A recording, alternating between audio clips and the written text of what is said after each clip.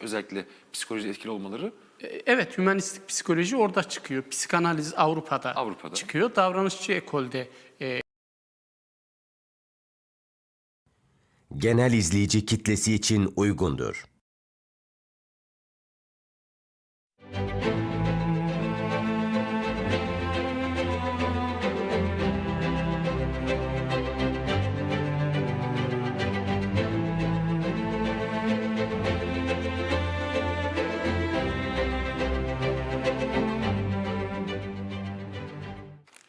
Ekotürk ekranlarından herkese selamlar. Yine bir muhakeme programıyla karşınızdayız. Ben Fatih Ergenekon ve bugün konuğumuz Profesör Doktor Tayfun Doğan olacak. Hocam hoş geldiniz. hoş bulduk. Nasılsınız hocam? İyiyim, teşekkür ederim. Sizleri sormalı. Sağ olun. Sizle beraber mutluyuz.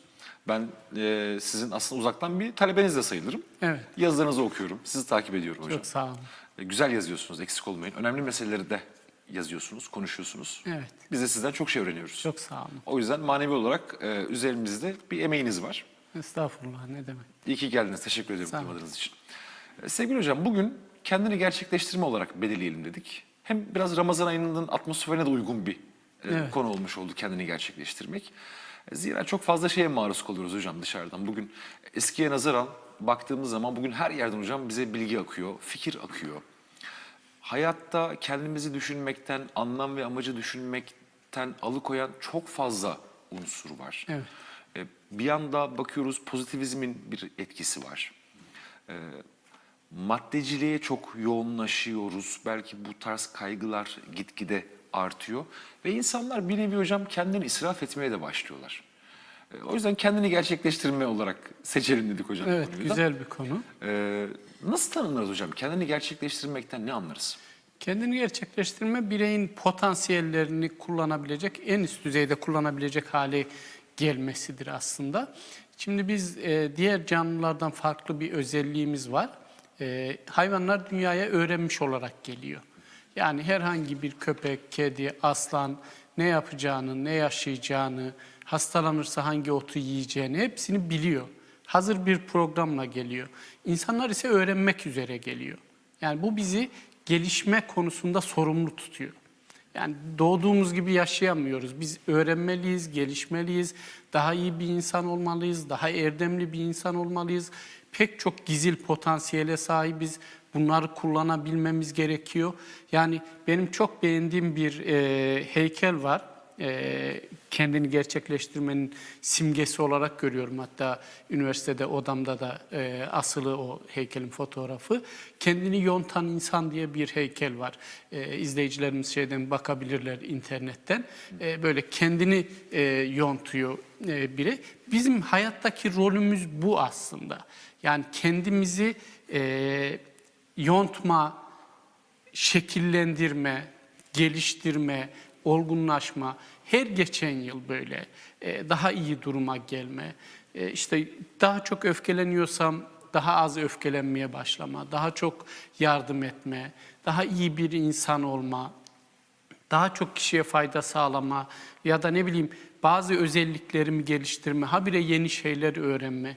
Bunların hepsinin toplamı kendini gerçekleştirmedir ve kendini gerçekleştirme bir yolculuktur aslında. Bir nihai hedef değildir yani.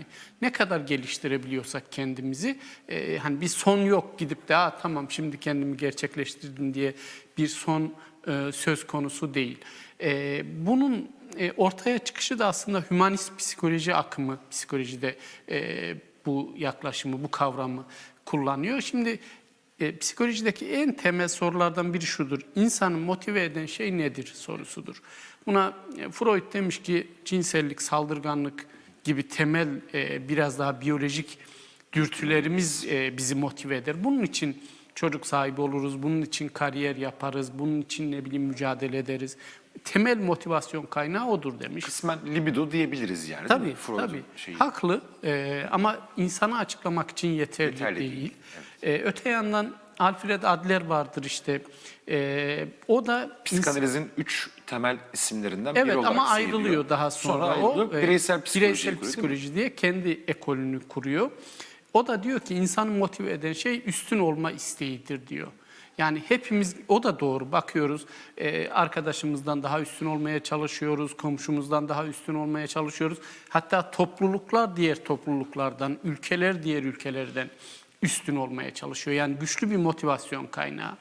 İşte Viktor Frankl diyor ki insanı motive eden şey hayatını anlamlı yaşama güdüsüdür, anlamlı yaşama çabasıdır diyor. Abraham Maslow, hümanist psikolojinin kurucusu, onlardan farklılaşıyor. Diyor ki insanı güdüleyen şey kendini gerçekleştirme ihtiyacıdır diyor. Bakın burada ihtiyaç kelimesi önemli. Yani kendini gerçekleştirme bir ihtiyaçtır. Ve biz bu dünyada, hani benim temel inanışım veya inandığım felsefede budur. Biz kendimizi gerçekleştirmek üzere bu dünyaya geldik. Yani bu hocam suya, yemeğe ihtiyacımız olduğu gibi bir ihtiyaç değil mi? İhtiyaç. Ruhsal tekamül için buradayız. Ruhsal ilerleme, gelişme için buradayız ve gerçekten bu kendini gerçekleştirme yolculuğundan, ruhsal tekamül yolundan saptığımız zaman da hasta oluyoruz. Potansiyellerimizi gerçekleştiremediğimizde hem fiziksel olarak hem ruhsal olarak, psikolojik olarak hasta oluyoruz. Bunu şuna benzetiyorum. Bir at ne zaman talihsiz olur mesela? Koşamazsa talihsiz olur değil mi? Deriz ki talihsiz bir at. Çünkü temel işlevi atın koşmaktır. Köpek koklayamazsa talihsiz olur. En temel işlevi o. Kuş uçamazsa talihsiz olur mesela. İnsan için ne düşünebiliriz? İşte insan da kendini gerçekleştirme, ruhsal tekamülünü gerçekleştiremiyorsa talihsizdir aslında. Varoluş amacından sapmış oluyor o zaman. Bu amaçtan saptığı zaman da diğer hiçbir şey onu mutlu edemiyor. Huzuru hiçbir zaman bulamıyor. Diğer maddi şeylerde, dışarıdaki şeylerde bulamıyor huzuru. Çünkü asıl yolundan sapmış oluyor. Ve kendini de oyalamış oluyor hocam. Oyalamış O oluyor. halde ilk yapmamız gereken şeylerden biri de bu amacı doğru belirlemek hocam, burada çok önemli herhalde değil mi? Tabii yaşam amacını belirlemek çok önemli. Ve önümüzdeki en zor görevlerden birisi yaşam amacını belirlemektir. Ama ben her geçen yıl daha iyi bir insan olacağım. Her 6 ayda bir daha önceki halime göre daha geliştireceğim kendimi. Her anlamda, fiziksel anlamda, görünüş olarak, kariyer olarak, bilgi olarak, insanlara yaklaşım olarak, yani sürekli bir olgunlaşmaya doğru gittiğimizi bilmek bize iyi hissettirir mesela. Mutluluk dediğimiz şey de zaten insanca yaşamanın bir yan ürünüdür. Aslında bu şekilde erdemli yaşadığımızda, kendini gerçekleştirme yolculuğunda ilerlediğimizde, düşünce yapımız geliştiğinde, entelektüel iyi oluş diyoruz mesela. Habire yeni şeyler öğrendik, sanatla ilgili şeyler öğrendik, yeni düşünceler, fikirler öğrendik. Bunlar oldukça, yani zihinsel, bilişsel gelişimimiz sağlandıkça daha iyi hissetmeye de başlarız. Ve mutluluğa da bu anlamda ulaşmış oluruz veya huzura. Evet hocam, o zaman mutluluk bizi orada ileride bekleyen bir nokta değil. Evet. Bu zaten süreci de kapsayan bir şey. O yüzden biz herhalde mutluluğu akışla beraber tanımlıyoruz değil mi? Kesinlikle. Sanki hep şey gibi ya, şartlı arıyoruz hocam. Şunlar olursa mutlu olurum, şunları çıkartabilirsem çok mutlu olacağım. Oysa ki mutluluğu o yüzden genelde daha böyle kuş bakışı Sonuç odaklı bakıyoruz biz. Bakıyoruz. Ama aslında mutluluk süreç odaklıdır. O yüzden mutluluk aranmaz, mutluluk yapılır, yaratılır derler ve bir örnek verilir. Mutluluğu yapmak bir ekmek yapmak gibidir. Ekmek yapmak için ne gerekiyor? Un gerekiyor, hamur yoğurmanız gerekiyor, sonra onu pişirmeniz gerekiyor. Bir ekmek olacak. Ve işin ilginç tarafı, bunu sürekli yapmanız gerekiyor. Yani bir kez ekmek yaptım, bitti, tamam, ulaştım sonuca. Böyle bir şey değil. Mutluluk da böyle. Sürekli yapmamız gerekiyor, sürekli yolculuk halinde olmamız gerekiyor. Ama aynı zamanda dediğim gibi bu yolun da belirlenmiş olması gerekiyor. Bu da işte iyi insan olma veya kendini gerçekleştirme dediğimiz ihtiyaçla alakalı bir durum. Bu kavramı ortaya atan kişi Abraham Maslow'dur, hümanist psikolojinin kurucusu. Kendisi olumsuz şartlarda büyümüş birisidir. Gerçekten dışlanmış, zorbalığa maruz kalmış, annesi çok sorunlu bir kadın. Buna rağmen hümanist psikoloji gibi bir yaklaşım geliştirmiş. Hani bir terörist olsa ya da insanlardan intikam almak isteyen birisi olsa çok şaşıracağımız bir kişi değil. Gerçekten olumsuz bir çocukluk geçiriyor. Kendisini çok çirkin buluyor mesela. O kadar çirkin buluyor ki metroda boş vagonlarda oturuyor mesela. Kimseyle göz göze gelmemek için. İnsanların içinden çıkamayacak kadar Kendini öyle algılıyor. Tabii burada de hep söylüyorum. 1912'de falan bu olaylar oluyor. 1912'de de New York'ta metro varmış yani. acayip bir şey. İlginç bir şey bu da gerçekten. Ama böyle bir yaşamı var gerçekten. Ama çok zeki. Mesela onun beraber çalıştığı hocalarından birisi Louis Terman'dı yanlış hatırlamıyorsam yapıyor. Bir zeka testi geliştiriyor ve ona da uyguluyor. Diyor ki şimdiye kadar uyguladığım kişiler içerisinde en yüksek zekaya sahip kişi Abraham Maslow'du. Şimdiye kadar dediği binlerce kişidir. Tabii bir sürü kişiye yapmış. Sonuçta bu konuda araştırmalar yapıyor. En yüksek puanı o aldı diyor. Böyle birisi dolayısıyla kendisini bu alana yöneltmiş ve kendini gerçekleştirme kavramı üzerinde durmuş. Yalnız bir şeyi söylememiz gerekir. Sonuçta Amerikan kültüründen çıkmış bir şey ve potansiyel kavramına çok odaklanmıştır. Kendini gerçekleştirmede evet iyi ve erdemli olan insan kısmı vardır ama aynı zamanda başarılı olma kısmı da baskındır. Potansiyellerini kullanmada belki o Amerikan kapitalizminin ya da kültürünün etkisi diye. Yani, Bunu soracaktım size. evet. Aklıma bu geldi. Yani bu Amerika'nın tamamen kültürel kodlarından mı kaynaklı? Özellikle biz tamam Almanlar da çok etkilidir ama Amerikalılardan da hocam işte mesela Başarı çok William önemli. James'ler olsun ki ilk din psikoloğu mesela kendisi hemen hemen kabul edilen Evet. bir kişidir. Birçok akımın, psikolojik akım da Amerikan kökenli. Ya Alman ya Amerikan olduğunu Tabii. görüyoruz. Burada herhalde Amerikalıların biraz daha hümanistik özellikle psikoloji etkili olmaları Evet, hümanistik psikoloji orada çıkıyor. Psikanaliz Avrupa'da çıkıyor. Davranışçı ekolde Amerika'da çıkıyor baktığımız zaman. Tabii bunlar Amerika'nın bir çekim merkezi olmasıyla da. kozmopolit olması hocam Evet, herhalde biraz. o Öyle değil etkiliyor. mi? Yani Farklı dünyanın milletlerden birçok insanların bir arada çok zeki olması. insanların oralara gitmesi. İşte düşünün Maslow, yanlış hatırlamıyorsam Rusya'dan göç eden bir Yahudi aile oraya gidiyor. Dolayısıyla orada bir şeyler geliştirmişler ama özellikle başarı kısmı kendini gerçekleştirmede de vardır.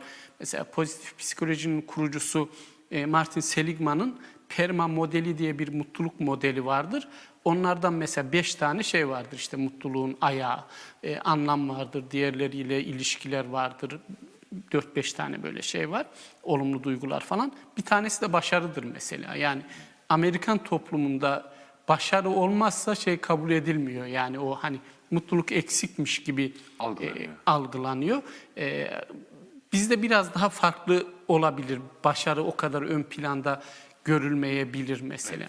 Evet. Abraham Maslow'u soracağım size ama bu anlattıklarınızdan şu dikkatimi çekti. Şimdi mesela Adler'den örnek verdiniz hocam. Adler kendi çocukluğunda ve küçüklüğünde belirli bir takım fiziksel problemler yaşayan Evet. bir kendisi psikolog. Böyle bir bakış açısına gitmiş. Şimdi Doktor Frank'tan örnek verdiniz. Frank anlam diyordu. Evet. Kendisi toplama kamplarında zaten uzunca vakit kötü muamelelere maruz kalmış ve orada bir şey yakalamış. Freud'a baktığımızda aile hayatı biraz karışık. Karışık. İşte üvey baba var, anne var ama biraz sorunlar yaşıyor. Yine Maslow'u biraz açtınız. Aslında şunu görüyorum, herhalde biraz psikologlar da kendi kuramlarını oluştururlarken hem kendi tabiatlarının ve kendi dönemlerindeki kültürel birçok unsurun artı kendi bireysel tecrübelerinden yola çıkarak herhalde belirli kapılar açmaya çalışıyorlar. En iyi kendimizi biliriz. Yani şu dünyada en çok tanıdığımız kişi kendimizizdir. Diğer herkes bizden sonra gelir. Dolayısıyla her kuramcı, her teorisyen aslında kendinden yola çıkarak insanları açıklamaya çalışmıştır ya da o psikolojik kuramını geliştirmiştir. Mesela yine verdiğiniz örneğe çok benzer Harry Stack Sullivan var. Kişiler arası ilişkiler kuramını geliştirmiştir. Gerçekten ilişki problemleri olan, çok yalnızlık duyguları yaşayan birisidir. Ona ihtiyaç duyduğu için onu geliştirmiştir diyebiliriz yani. Ve Adler'in işte yetersizlikleri var. Bu anlamda kendisini yetersiz hissediyor. Aşağılık kompleksleri var çocukken. Eksiklik duygusu var yani. Bu aşağılık duygusu, kompleksi var. Bunu da kendi kuramına yansıtıyor Tabii, zaten. tabii. Birçok üstünlük çabasının dayandığı nokta herhalde bu. Zaten kendisi hep bildiğim kadarıyla doktor olmak istemiş. Bu Evet. problemleri herhalde yenebilmek Evet, için evet. böyle bir hikayesi Tabii var. güçlü düşünürler bunlar. Hepsi de gerçekten güçlü düşünürler. O şekilde bakabiliriz. Hepsi kendi bakış açısıyla insanı açıklamaya çalışmış baktığımız zaman. Yani Freud'u da, Adler'i de, Jung da öyle. Kim varsa yani insanı açıklamaya çalışmış kişiler. Önemli bilim insanları doğal olarak da. Ama hiçbiri belki tam anlamıyla insanı açıklayamayacak. Çünkü insan sandığımızdan çok karmaşık gerçekten. Komplike olduğu için hocam tek Evet. bir kuram şunu açıklar diyemiyoruz değil mi? Diyemiyoruz. Birçok şeyden yararlanılması gerekiyor. Ya hiçbir şey. Yani işte bir kediyi açıklamak, o yüzden en başta onu dedim. Hani öğrenmiş olarak dünyaya geliyor. Çerçevesi belli kedinin yani. Ne yapacağı, davranış paternleri, her şey belirli. İnsan öyle değil. İnsan gerçekten son derece vahşi de olabiliyor. Müthiş sanat eserleri de ortaya koyabiliyor. Çok meleklerin üstüne çıkacak kadar iyi de olabiliyor. Diyoruz ki hani nasıl bu kadar oluyor? Mesela öyle insanlar var ki altruizm, özgecilikle ilgili araştırmalarda ön plana çıkıyor. Hiç tanımadığı insanları araştırıp buluyor ve böbreğini bağışlıyor mesela. İnanılmaz bir şey. Hani çok ileri düzey bir özgecilik, yardımseverlik. Hatta bu düzeyini patolojik altruizm olarak da nitelendiriyorlar işte. Öbür tarafta da doğrunun diğer ucunda da çocukları öldürebiliyor. İşte görüyorsunuz Gazze'de gerçekten içimiz parçalanıyor. Yani nasıl yapabilir diyor. Yapabiliyor. İnsan gerçekten bu doğrunun iki ucunda değişen derecelerde davranışlar gösteren bir canlı. Dolayısıyla açıklaması da çok kolay bir canlı değil yani baktığımız zaman. Evet. O bana işte Kur'an'daki ayetini hatırlatıyorsunuz hocam. Yani insanları hem Allah'ın şerefli kılması Evet. ama aynı zamanda esfele safilin yani o potansiyeli de vermesi. En aşağılıkta Aşağılıkların en olabiliyor değil aşağısı mi? olabiliyor insan. Ama aynı insandan bahsediyoruz hocam. Yani tabiatıyla, ruhuyla aynı insan olmasına karşı. Malzeme aynı, Malzeme biyoloji, aynı. atomlardan oluşan bir canlı ama gerçekten bu şekilde çok farklı, çok iğrenç davranışlar da gösterebiliyor. Psikopatlık da var. Dediğim gibi melek gibi bir insanda olabiliyor yani. Maslow demişken hocam istiyorsanız bu ihtiyaçlar hiyerarşisini biraz açalım. Evet. Zaten bizde genelde toplumda da Maslow dendiği zaman en çok bilinen bilinir. ihtiyaçlar hiyerarşisidir. Bir piramidi var hocam onun. Evet. Ama gerçi o piramit Maslow'a galiba ait değil. Değil. Sonradan herhalde atfediliyor. Evet. İhtiyaçlar konusunda çalışıyor. Maslow'un kuramı şudur. Nevrozu bir ihtiyaç eksikliği, eksiklik hastalığı olarak görüyor. Nevroz dediğimiz şey Evet, onu açalım diyecektim hocam. Nevroz nedir? eskiden hastalıkları temel olarak iki gruba ayırıyorduk. Nevrozlar ve psikozlar diye. Nevrozlar daha çok işte anksiyete bozuklukları, kaygı bozuklukları, mutsuzluk, depresyon gibi hastalıklar. Psikozlar ise daha ağır, şizofreni, paranoid bozukluk gibi daha biyolojik kökeni baskın olan, genetik yönü baskın olan daha ağır bozukluklardı. Nevrozları işte Maslow bir eksiklik hastalığı olarak görüyor. Yani diyor ki bir kişide nevroz varsa belli ihtiyaçları karşılanmıyordur. Sevgi ihtiyacı karşılanmamıştır, ilgi ihtiyacı karşılanmamıştır, saygı ihtiyacı karşılanmamıştır, onaylanma ihtiyacı karşılanmamıştır. Yani bir eksiklik yaşıyor. Bunu da şeye benzetiyor. Yani bir vitamin eksikliği olduğunda vücudumuz nasıl farklı bir belirti gösteriyorsa. Alarm veriyor adeta. Alarm veriyor. Evet. Bir ihtiyacımız, psikolojik ihtiyacımız karşılanmadığında da aynı durum oluyor diyor Maslow. Yani bir eksiklik hastalığı, bu eksikliği de giderdiğimiz zaman iyileşme olur diyor. Ve bu doğrultuda, bu düşünce doğrultusunda da ihtiyaçlar, psikolojik ihtiyaçlar konusunu çalışmıştır kendisi. Ama hepimizin bildiği o piramit, ihtiyaçlar piramidi gerçekten dünyada psikoloji denince herkesin hemen hemen bildiği bir şeydir. Azıcık bir kitap okumuş herkes bir yerde karşılaşmıştır. Onu kendisi çizmiyor. Yani ne notlarında, ne mektuplarında, ne kitaplarında, ne makalelerinde Maslow hiçbir zaman piramit çizmemiş. O konuyu anlatmış, teoriyi anlatmış. Daha kolay anlaşılsın diye bir öğretim görevlisi, yanlış bilmiyorsam, bunu çiziyor daha kolay anlatılsın diye. O şekilde Şematik hale geliyor. yaygınlaşıyor, gidiyor ve işte orada en altta fiziksel ihtiyaçlar var. Ardından güvenlik ihtiyacı geliyor. Ardından işte saygı, ilişki ihtiyaçları, sevgi ihtiyacı, saygı ihtiyacı. Daha sonra kendisi de değiştiriyor 1970'lerde. Bilme anlama ihtiyacı geliyor. Estetik ihtiyaçlar geliyor. Kendini gerçekleştirme ihtiyacı ve doruk yaşantılar diye böyle aşama aşama giden bir ihtiyaçlar hiyerarşisi vardır. Eleştiriler de var bununla ilgili ama genel olarak kabul edilen bir şeydir. Alttaki bir ihtiyaç belli düzeyde karşılanmadan üstteki bir ihtiyaca geçilemez diyor. Yani en altta fizyolojik ihtiyaç var, tamamen karşılanması gerekmiyor. Tamamen doymam gerekmiyor ya da ortamın çok sıcak olması gerekmiyor mesela. Ama yaşamımı sürdüreceğim kadar sıcaksa, az bir şey yiyebiliyorsam bir üst ihtiyaca, güvenlik ihtiyacına geçebiliyorum. O karşılanırsa ait olma ihtiyacına geçiyorum. İşte saygı ihtiyacı, ardından mesela hep toplumda biz şey deriz ya, işte insanlarımız niye kitap okumuyor? Evet. Bu Maslow'un kuramı bunu çok iyi açıklıyor aslında.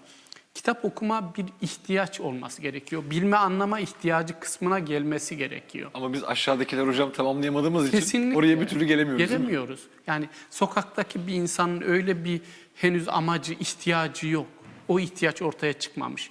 Bilme anlama ihtiyacı karşılandıktan sonra estetik ihtiyaçlar ortaya çıkıyor. Sanatla ilgilenme mesela. Yani toplumların derecesini de gösteriyor. O yüzden işte insanlar belirli tabloların nasıl bu kadar pahalı olduğunu Anlamıyor. anlayamazlar değil mi? Ya sadece tabloda değil.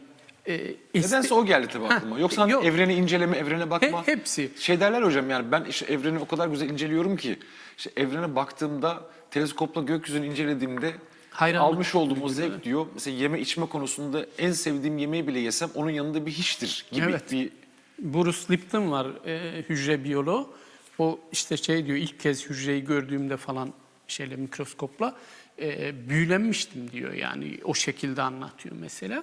Ama estetik ihtiyaç dediğimizde sanatın da ötesinde bunu yaşama dahil etmek.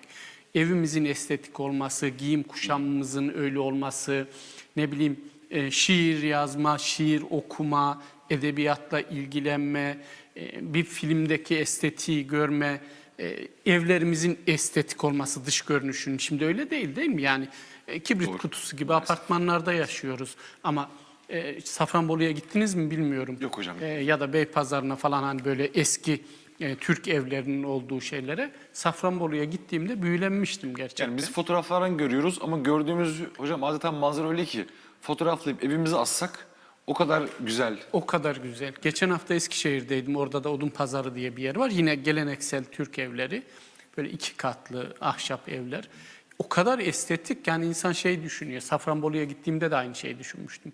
O estetik düzeyinden buraya nasıl geldik? Böyle Evrildik. kara, kuru, gri binalar, kibrit kutusu gibi. İç içe dip dibe hocam. Tabii estetik duygusu Mahreminizin de kalmayacağı bir şey. kaybolmuş. Estetik duygusu kayboluyormuş. Yani hiçbir şekilde bir estetik kalmamış. Dolayısıyla onun işte ihtiyaç durumuna gelmesi gerekiyor. Bu hocam şundan demek kaynaklı. Bazen bir apartmana bakıyorsunuz. Mesela 4-5 katlı apartman olduğunu varsayalım. Üstteki balkon o kadar güzel ki hocam. İşte böyle yeşillendirilmiş değil mi? Süsler falan asılmış. Bir şekilde insanın gözüne hoş geliyor. Alt katındaki binaya bakıyorsunuz. Alt balkonda ise çöpler yığılmış. Tam bir bakımsızlık içerisinde. Oysa ki bakın aynı apartman, aynı balkon değil mi? Bir taraf nasıl bir güzelleştiriyor, insanı dışarıdan şöyle bakıldığı zaman estetik duygusunu Kesinlikle. cezbediyor. Bu dediğinizi yaşadım. Evet. Bu şimdi oturduğum eve yeni taşındığımda gerçekten tam karşımdaki şey dairenin balkonu gözüküyor. O kadar güzel ki hani şu duyguyu oluşturmuştu. Ben de hatta pozitif psikolojide birisi bunu araştırsa diye de düşündüm.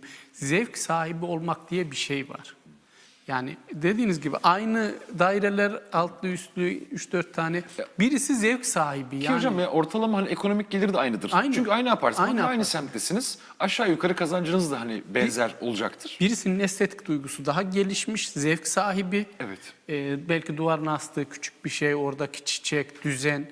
Diğerinde o yok. Demek ki o ihtiyaç düzeyine gelmemiş oluyor. İşte en sonda da kendini gerçekleştirme ihtiyacından bahsediyor. Evet.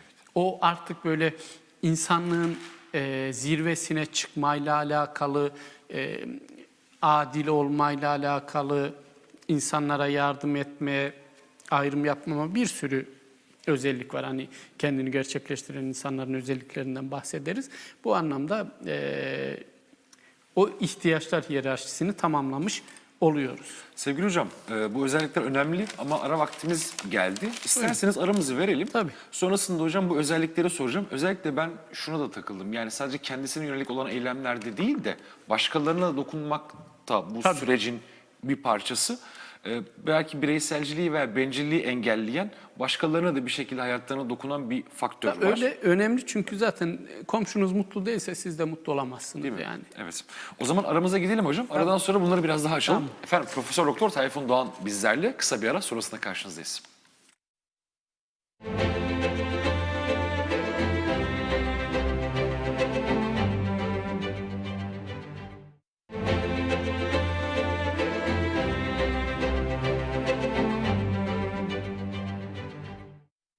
Efendim karşınızdayız tekrar. Profesör Doktor Tayfun Doğan hocamız bizlerle. Bugünkü temel konumuzsa kendini gerçekleştirmek. Hocam ilk bölümde epey şeyden bahsetmiş olduk. En son Maslow'un ihtiyaçları hiyerarşisinden bahsetmiştik. Tam böyle kendini gerçekleştirmiş olan insanın temel özellikleri nelerdir? Nasıl kendimizi gerçekleştirebiliriz? Bunları konuşacaktık hocam. Buyursunlar. Evet. Yani kendini gerçekleştirmiş insan demek tüm insani sorunları aşmış insan anlamına gelmiyor. Yani kendini gerçekleştirmiş olduğunu kabul ettiğimiz kişiler de pek çok sorunlar yaşıyorlar. Ve Maslow'un bunu nasıl geliştirdiğinden kısaca bahsedeyim isterseniz. Yani böyle bir fikir nasıl aklına geliyor? Kendisi araştırma görevlisi olduğu zamanlar etrafındaki insanlar var. 2 tane hocasına çok büyük hayranlık duyuyor. Diyor ki kendi ifadeleriyle sanki uzaydan gelmiş gibiydiler diyor. Yani her davranışları olgun, insanlara güzel yaklaşıyorlar ve onlarla ilgili not almaya başlıyor, model alıyor. Sonra bunu genişletiyor ve kendini gerçekleştirdiğini düşündüğü insanların listesini oluşturuyor. Bunların hayatta olanlarla gidip görüşmeler yapıyor. Ölmüş olanların biyografilerini okuyor ya da onları tanıyan insanlarla konuşuyor. İşte Amerikan başkanları var içinde, ne bileyim çeşitli felsefeciler var. Tabii Batı kültürüne ait kişiler. Belki şimdi olsa Çin kültüründen de, bizim Türk İslam kültüründen de, Rus kültüründen de her toplumda böyle değerli büyük insanlar vardır. Onları da alabilirdi belki. Ama o dönem internet yok, bir şey yok. Kendi çevresinden ulaşabildiği kişileri buluyor ve onların özelliklerini çıkarıyor, ortak özelliklerini çıkarmaya başlıyor. Bunları çıkarıyor ve bu şekilde kendini gerçekleştiren insan modeli oluşturmaya çalışıyor. Yani 1950'lerde falan böyle bir çalışma çok değerli. Gerçekten çok orijinal bir düşünce. Hani insanların aklına da genelde kendini gerçekleştirme kavramını okurken şey gelebilir, ya hiç mi Doğu toplumlarında şey yoktu, hani bilge insan yoktu diye gelebilir. Biz de oturup şimdi yenisini yapabiliriz yani. Kendimizi evet, yapalım. bizde de var yani. O yüzden yüksek lisans doktora öğrencilerimize öneri olabilir illa. Çünkü o dönemde o adam böyle bir yol açmış, böyle bir şeyi araştırmış. Kendi sınırlı imkanlarıyla. Tabii ki. Ve ne bulmuş? Yani kendini gerçekleştiren insan dediğimizde de dediğim gibi her sorunu aşmış, sıfır sorunlu böyle bir insan yok zaten yani. Ama işte kendini kabul eden, diğer insanları kabul eden, olgun yaklaşan diğer insanlara, daha demokratik bir yapıya sahip, insanlarla özdeşleşmiş, kendisini onlardan bir parça olarak gören ve o bünyeye, insanlık topluluğuna katkı sağlamaya çalışan bir birey olarak görmüş. Yaratıcı ve orijinal olduklarını görmüş. Kendini gerçekleştiren bireylerin hepsinin orijinal, özgün bireyler olduğu. Taklit değil, bu çok önemli. Değil yani. Ve şu da var, hani taklitin ötesinde doğal, sade ve spontanlar. Yani sahtelik yok. Olduğu gibi hani bizde içi dışı bir olmak dediğimiz durum var. Bu şekilde insanlar, ortak özelliklerinden birisi. Gösteriş için değil, Değil. gerçekten olduğu Nasıl için. hissediyorsa, Nasıl hissediyorsa. Cesurlar bu anlamda. İlla toplumla veya kültürle uzlaşmak zorunda hissetmiyor. Yani bir şey değerlerine uymuyorsa, onu yanlış biliyorsa, zarar görecek olsa bile bir şekilde onu yapıyor mesela. Orada bulunan listedeki kişilerden biri Abraham Lincoln'dur, Amerika'nın başkanlarından birisi. Köleliği kaldırmıştır mesela ve bu canına mal olmuştur. Daha sonra suikaste uğramıştır gerçekten. Çünkü köleliği kaldırdığında bir sürü insan zarar etmiştir. Evet. Köle sahibi olan insanlar. Ama buna o kadar yürekten inanıyor ki hani köleliğin olmaması gerektiğini ve kaldırıyor. Bedel ödemeyi göze alıyor hocam. Evet. Onun bedelini ödemeyi de göze alıyor. Göze alıyor. Kültürlenmeye direniyor. Evet. Yani kültürün her şeyini doğru kabul etmiyor. Evet, kültürlerimizde, geleneklerimizde bir sürü güzel şey vardır. Ama kültür dediğimiz insan yapımı bir şeydir. İnsan üretimi sonucu oluşmuştur. O yüzden hata da vardır. Geçmişte geçerli olup şu anda geçerli olmayan da vardır, değil mi? Beşeridir, kutsallaştırmayız. Güzel olanı alırız hocam. Mesela bizim kültürümüzde de hani işte babanın yanında çocuğun sevilmemesi falan ya da bir babanın çocuğunu sevmemesi, şımarır falan bir kültürdür. Ama yanlış bir kültürdür işte yani. Genelde öperken bile uyurken öper. Uyurken öper, değil mi? Ne kadar yanlış mesela ama kültür var, bu oluşmuş bir şekilde. Dolayısıyla kültürlenmeye direniyorlar. Bu anlamda cesurlar. Varoluşsal cesaret dediğimiz bir şey var. Yani olduğu kişi olmak için cesur olma, gelişimini devam ettirmek için cesur olma, engellere rağmen cesur olma, karşı çıkanlar olmasına rağmen cesur olma. Yani kolay bir şey değil kendini gerçekleştirmiş insan olmak. Pek çok acıya da göğüs germeniz gerekir ama umurunda olmaz onların şey yani. Üzülmezler bu anlamda. Çok eleştirilir. Hocam amaç kutsal ve güzel olunca o uğurdaki bedel ödemek de insana biraz tatlı gelir zaten. Tabii. Biraz amacımıza ne kadar değer verdiğimizle o varoluşsal süreci ne kadar yaşadığımız orantılı olsa ki. Bazen o yolda çekilen çileler de kutsaldır. Kutsaldır ama tabii ki bunun için güçlü olmak gerekiyor. Yani kolay bir şey değil ki şimdi günümüzde olsalar dayanabilirler miydi bilmiyorum, biliyorsunuz bir sosyal medya linçi diye bir şey var. Ortaya yeni ne atarsanız atın bir linç kültürü oluşmuş durumda. Karşı koymak gerçekten kolay değil her insan için bu anlamda. Bunun dışında takdir edebilme özellikleri yüksek. Etraflarındaki güzellikleri görebiliyorlar mesela ve takdir ediyorlar. Takdir duygusu gelişmiş bu anlamda. Ne bileyim onun dışında özerk bireyler, bağımsızlar ve biraz daha az insan çok huzur diyen kişiler hemen hemen hepsi. Yani çok büyük kalabalıklarla iştigal etmek yerine daha sınırlı sayıda insan var etraflarında. Biraz daha sade bir belki yaşantı değil mi bu? Evet, sade bir yaşantıları var. Daha az kişiyle daha derin ilişkiler kuruyorlar. Yüzeysel ilişkileri sevmiyorlar bu anlamda. Yani tercih edilmiş bir yalnızlık ve sadelik var. Gönüllü bir sadelik var bu anlamda. Biz de pek hayatımız öyle demez miyiz? Yani şu kadar arkadaşım olacağını 2 tane sağlam dostum olsun. Tabii öyledir zaten. Öyle olması gerekir aslında. Hani çünkü sanatçılarda falan bunu görüyoruz işte. Yüz binler, milyonlar tanıyor.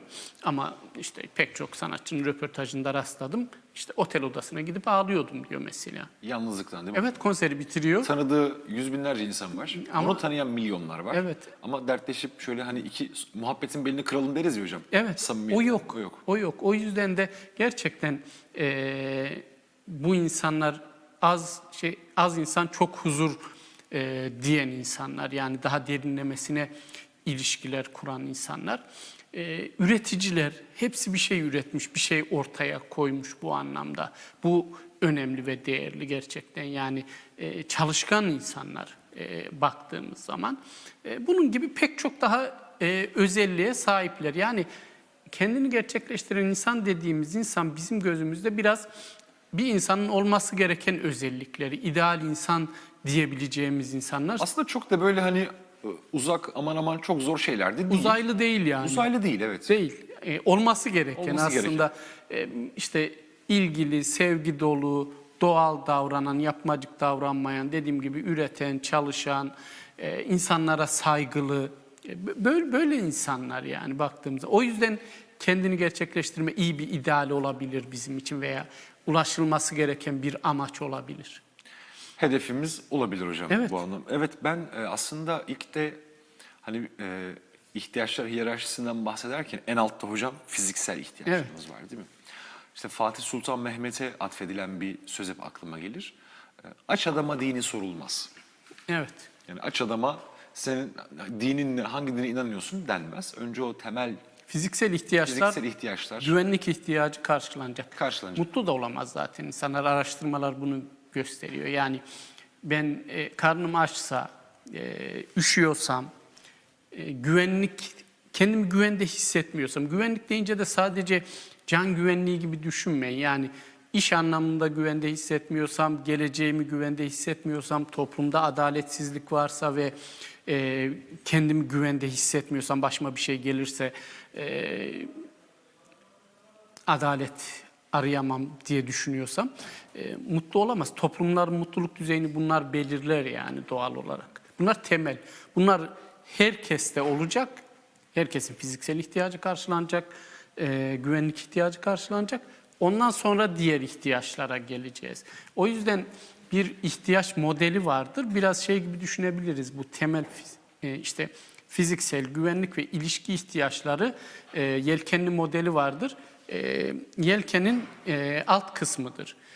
Diğer ihtiyaçlar ise saygı, onaylanma, estetik, bilme anlama ihtiyacı. Suyun üzerinde kalan. Yelken.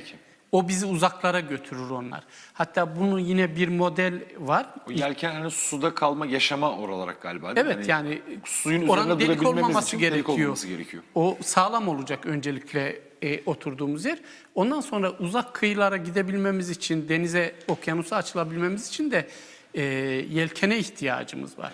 Üst ihtiyaçlar biraz yelkene benziyor.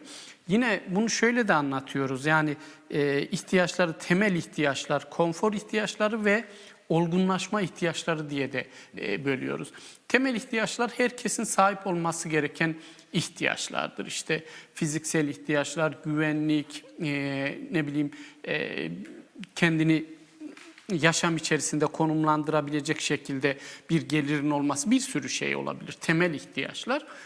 Konfor ihtiyaçları ise arkadaşlık, dostluk, bu tür şeyler belki olabilir. Sevgi, saygı bunlar olabilir. Yani yaşamamız için zorunlu değil ama mutlu bir birey olabilme Yine olması açısından gerek. olması gerek. Ama işte yetmiyor. O yüzden çoğu insan şunu diyor. Her şeyim var ama neden mutlu değilim? Çünkü olgunlaşma ihtiyaçları eksik. Olgunlaşma ihtiyaçları ne? İşte kendini gerçekleştirme, anlam arayışı, kendini aşma, yani olgun bir birey olma, tamam mı? Yani o daha üst düzey entelektüel ihtiyaçlar, belki böyle söyleyebiliriz. Bunlar olgunlaşma ihtiyaçlarının karşılanması lazım. Çünkü toplumların büyük kısmında mutlulukla ilgili araştırmalar yaptığım için konuştuğum ya da gözlemlediğim insanlarda bunu görüyorum. Her şeyim var. Arabam var, işim var, arkadaşlarım var, ailem var, çocuğum var. Neden mutlu değilim diyor mesela. Evet. Çünkü olgunlaşma ihtiyaçları karşılanmıyor, yetmiyor onlar. Belli bir seviyeye kadar onlar yetiyor. Olgunlaşma ihtiyaçlarının karşılanması gerekiyor. O zaman ekonomik düzeyde bir yere kadar hocam bizi mutlu eden unsur. Tabii. Yani ekonomimiz çok yükseldikçe mutluluğumuz da çok artacak diye bir kaydı herhalde yok. Yani orta düzeyde bir gelire sahip olmak şart mutluluk için. Yani yarın ne yiyeceğimi düşünmemem gerekiyor. Nerede kalacağım, nerede yatacağım. İşte bir arabanın olması olabilir. Bunlar temel şeylerdir çünkü. Evet. Temel ihtiyaçlar ki aslında devletler de öyledir. Şimdi mesela bir haciz gelse, bir şey olsa arabanıza ve evinize dokunmazlar mesela. Yani devlet sizden bir alacağı olursa arabanız var. Almıyor mesela. Temel ihtiyaç dedim öyle. Evet, temel ihtiyaç çünkü adam ulaşacak bir yere. Ya da ev temel ihtiyaç. Gelip devlet evinize el koymaz mesela. Eğer 2-3 tane varsa belki alırlar, tam bilmiyorum. Hukukçular biliyordur. En azından bize 2-3 tane olmadığı için bilmiyoruz hocam yani. Evet. Oturduğunuz eve devlet dokunmuyor. Borcunuz bile olsa bankaya, başka birine veya devlete el koymuyor çünkü. Hatta zannediyorum demirbaşlar için de aynısı geçerli diye biliyorum. Evin içerisindeki birçok... Tam bilmiyorum ama ev araçlarında hani da. temel ihtiyaçtır bunlar. Hani bunlara dokunulmaz. Devletler bile bunu, hukuk bile kabul etmiş bu anlamda. Ama tek başına yeterli olmaz şey. Yani sadece maddi durumunuzun iyi olması tek başına yeterli olmaz. Ama tabii pek çok sorunu da çözer. Hani ileride tekrar başka bir programda belki para mutluluk ilişkisini konuşuruz. Para pek çok soruna çare olan bir şey. Daha iyi eğitim alırsınız, daha iyi sağlık hizmeti, daha iyi beslenirsiniz. Bir sürü kaygılanmanız gereken birçok şeyde kaygılanmazsınız mesela. Zaman satın alabilirsiniz parayla. Yani bazı sevmediğiniz işleri yapmaktan kurtulabilirsiniz. Bir sürü şey yapılabilir. Para bu anlamda önemli ama tek amaç olarak görülürse para o zaman mutlu etmez. O zaman çok paranız olur ama işte olgun bir birey olamazsınız. Kendini gerçekleştirmiş bir birey olamazsınız. Evet hocam, teşekkür ediyorum. Yani çok isabetli oldu. İnşallah bir programda da para ve mutluluk özellikle mutluluk ilişkisini konuşalım. Peki sevgili hocam, burada insanın kendini gerçekleştirmeye götüren davranışlarımız neler olabilir? Yani ben bir birey olarak karar alıyorum. Diyeceğim ki evet ya hayat memnuniyetim yüksek değil. Kendimden, hayatımdan, çevremden çok memnun değilim. Belirli konularda bakış açımı herhalde zihinsel olarak değiştirmek istiyorum. Artık daha erdemli, daha iyi, daha mutlu bir birey olmaya karar veriyorum. Evet. Burada nereden başlamalıyım Temel? Öncelikli olarak en başta dediğim bir bakış açısını değiştirme. Yani benim buradaki varoluş amacım ruhsal tekamüldür, gelişmektir. Yani ben doğduğum gibi olmamalıyım, biraz gelişmiş olarak buradan ayrılmalıyım düşüncesine sahip olmak gerekiyor. Onun dışında az önce söylediğim cesaret çok önemli. Cesaret tüm erdemlerin temelidir. Cesur olmadan hiçbir şey yapamazsınız. Cesur olmadan umut edemezsiniz, cesur olmadan iyi insan olamazsınız, cesur olmadan adil olamazsınız. Önce cesaret gerekiyor ve dürüst olamazsınız mesela cesur olmadan. Bir zarar görmeyi de göz önüne alarak, bunu da kabul ederek cesur olmanız gerekiyor. Yani cesur olacağım ama bu bana zarar verebilir. Hani dürüst olacağım ama bana zarar verebilir. Biraz girişimcilikle de ilgili bir durum değil mi? Yani Tabii. girişimci olmak nihayetinde cesaret gerektiren bir şey. Gerektiriyor. Çünkü oradaki riski kar ve zarar oranını bir denk getirirsiniz. Evet. Göz almış olursunuz Evet, yani. zarar bile edeceksem ben dürüst kalmayı tercih ediyorum diyebilmek gerekiyor. Ki kendini gerçekleştiren insanların önemli özelliklerinden biri de dürüst olmadır. Yani tenezzül etmez şeye, sahtekarlığa, üçkağıda tenezzül etmez. O olgunluğa sahiptir gerçekten yani. Dolayısıyla cesaret çok önemli. Özgün olma çok önemli. Orijinal bir birey olma. Sürprizlerle dolu bir birey olma. Bu çevremize de hediyedir. Yani sürprizlerle dolu bir birey olmak güzel bir şeydir gerçekten baktığımızda. Bir arayış içerisinde olma, yaşamı böyle keşfetmeye çalışma mesela. Yaşamdaki güzellikleri. Yine pozitif psikolojide çalıştığımız bu dönemde bir konu var. Yaşantı zenginliği diye bir konu var. Çok güzel bir konu. Derinliğine bir yaşantı, farklı, ilginç, dolu dolu bir yaşantı. Yani sıradan düz değil de altı dolu. Dolu. Hocam, hayatın hakkını verme yani. Evet. Ya şunu anlıyorum, aslında doğduğumuzda fıtratımızın üzerine koyduğumuz her şey bir kere olarak karşımıza çıkıyor hocam yani. Kesinlikle. O yüzden dedim ya. Ne ekleyebiliyorsak. Mutluluk insanca yaşamanın bir yan ürünüdür yani. O yüzden psikolojideki, pozitif psikolojideki mutluluk modellerinden birisi hedonik mutluluktur. Diğeri eudaimonik mutluluk diye geçer. Psikolojik iyi oluş diye Türkçe'ye çeviriyoruz. Biraz daha erdemlere dayalı bir mutluluk. Ve onda mesela şu söylenir. Yani siz zaten erdemlere dayalı olarak yaşarsanız, erdemli bir birey olursanız mutluluk gelir zaten. Gelir kendinden. O şekilde bir durum söz konusu.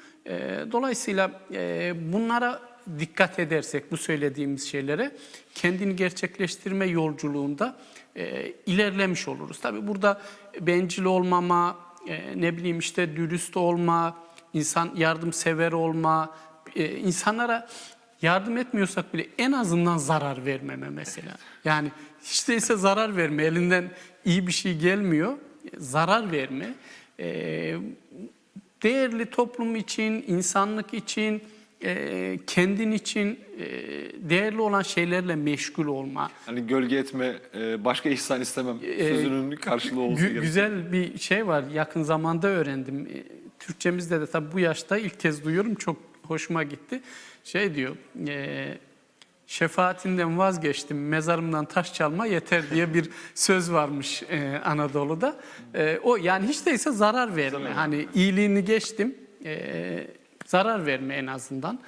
Bunun gibi ama daha da böyle yeteneklerimiz varsa, becerilerimiz varsa ülkemize, insanlığa katkı sağlama değil mi? Çünkü hepimiz, kimimiz daha zekiyiz, kimimiz fiziksel olarak daha potansiyelimiz yüksek. Yani insanlığa katabileceğimiz değer üretme burada çok önemli.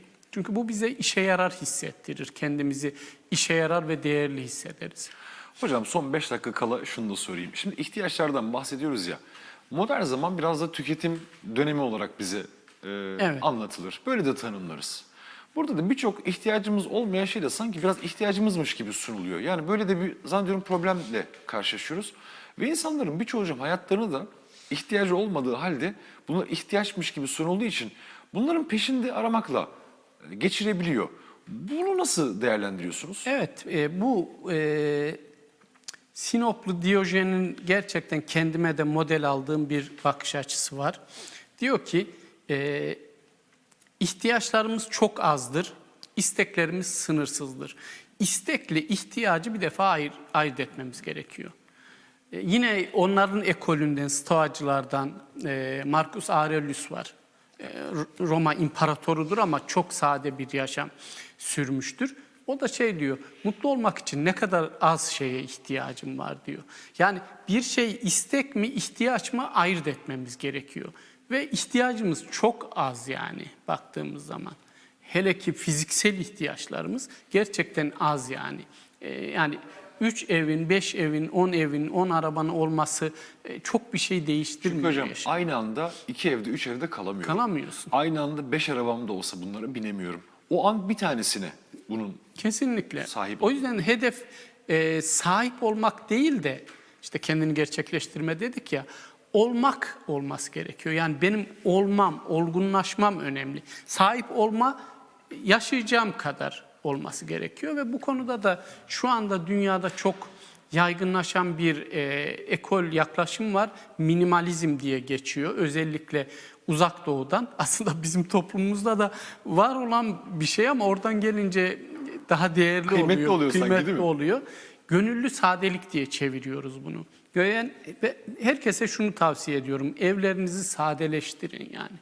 Evler eşya yığınına dönüşmüş durumda. biraz az eşya çok huzur mottosunu da biraz herhalde yaygınlaştılar. Kullanabiliriz orada çünkü çok eşya stres yaratıyor.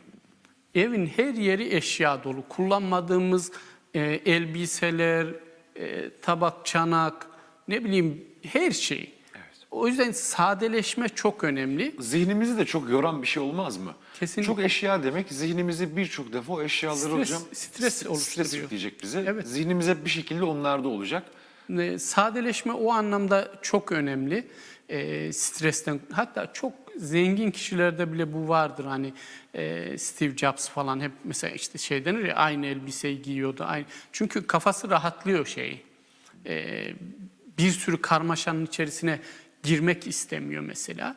Evlerin öyle sade olması gerekiyor. Yaşamın sadeleştirilmesi gerekiyor. Bu insanlara gerçekten huzur getiriyor. Minimalizmi yaşıyor insanlar. Pek çok kitap yazıldı bununla ilgili. Bakılabilir. Biz Türkçe yani gönüllü sadelik diye çeviriyoruz bunu. Okam'ın usturasından da benim hatırladığım kadarıyla biraz oradan hocam yola çıkıyorlar. Evet. Yani gereksiz olanlar hocam, kullanılmayanları Çıkar çıkartacaksınız hayatınızdan. hayatından. Yani bir yıldır giymediğin bir elbise varsa giymeyeceksindir onu, tamam mı? Yani de ihtiyaç duymuyorsun demek ki. Hani birisine verebilirsin, satabilirsin, ne istiyorsan. Evet. Yani. Veya evde kullanmadığın başka bir sürü şey vardır. Genel olarak yaşamdaki her şeyi azaltmaya yönelik bir şeydir. size yük veren, ağırlık yapan ne varsa yavaş yavaş hepsini azaltmadır. Minimalizm böyle bir şeydir.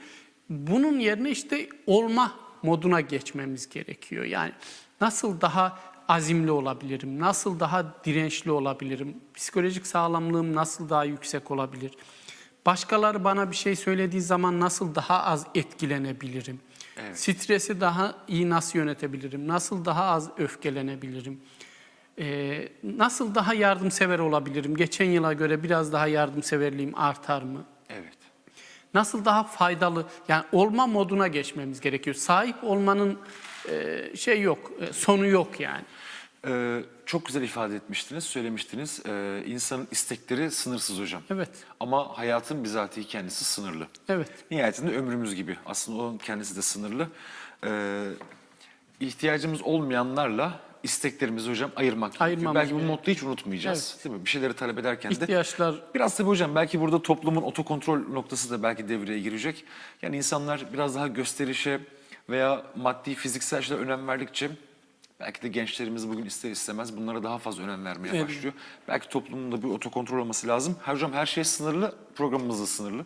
Bir şeyle bitirelim. Lütfen. Jim Carrey'nin öyle güzel bir sözü var, ünlü aktör, Amerikalı, Hollywood'dan. Umarım diyor bir gün herkes ünlü olur ve zengin olur da ulaşılması gereken gerçek amacın bu olmadığını görür diyor. Çünkü kendisi çok ağır depresyonlar geçirmiştir. Bu değil diyor, yani amaç bu değil diyor. Çok teşekkür ederiz hocam. Rica ederim. Ayağınıza sağlık. Çok Keyifli. keyif aldık, çok mutlu olduk. Benim için de keyifli. Çok teşekkür ederim. Eksik olmayın. Efendim, Profesör Doktor Tayfun Doğan hocamız bizlerleydi. Yarın yine muhakemede görüşmek üzere. Selamet.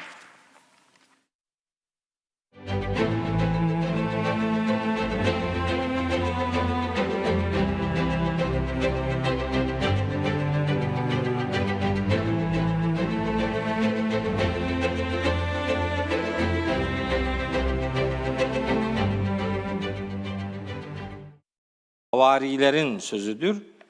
Maide suresinin 111. ayetinde geçiyor. Yine havarilerle ilgili çok nefis bir ifade var. O da şeyde geçiyor. Ali İmran suresinin 52. ayetinde yine havarilerle ilgili. فَلَمَّا أَحَسَّ عِيسَى مِنْهُمُ الْكُفْرِ İsa onlardan bir küfür hissedince, nankörlük, sordu ki, men ensari ilallah, Allah'a giden yolda benim yardımcılarım kim olacak?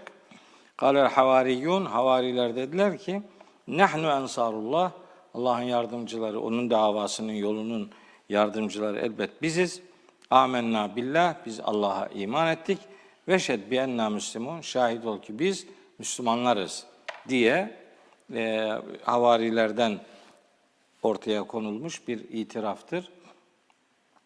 Daha evrensel olarak konuya cevap olsun diye ifade edeyim. Şura suresinde, surenin 11. ayetinde diyor ki Allahu Teala, şer'a leküm mined-dini ma vassa bihi Nuhan vellezî evhayna ileyke ve ma vassayna bihi İbrahim ve Musa ve İsa en akîmu'd-dîne ve lâ teteferrakû fîhî. Yani size Allah'ın şeriat kıldığı, din kıldığı şey daha önce Nuh'a emrettiği, sana vahyettiğimiz, İbrahim'e, Musa'ya, İsa'ya vahyettiğimiz esaslardır. Buna göre dini ayağa kaldırın, ikame edin ve din konusunda sakın ha fırkalaşmayın, tefrikaya düşmeyin. Fakat kebura alel müşrikîne mâ ted'ûhum ileyhim, senin kendilerini davet ettiğin bu nokta müşriklere, yani dini ayağa kaldırmak ve din konusunda tefrikaya düşmeme davetin onlara ağır geldi. Buna itibar etmediler.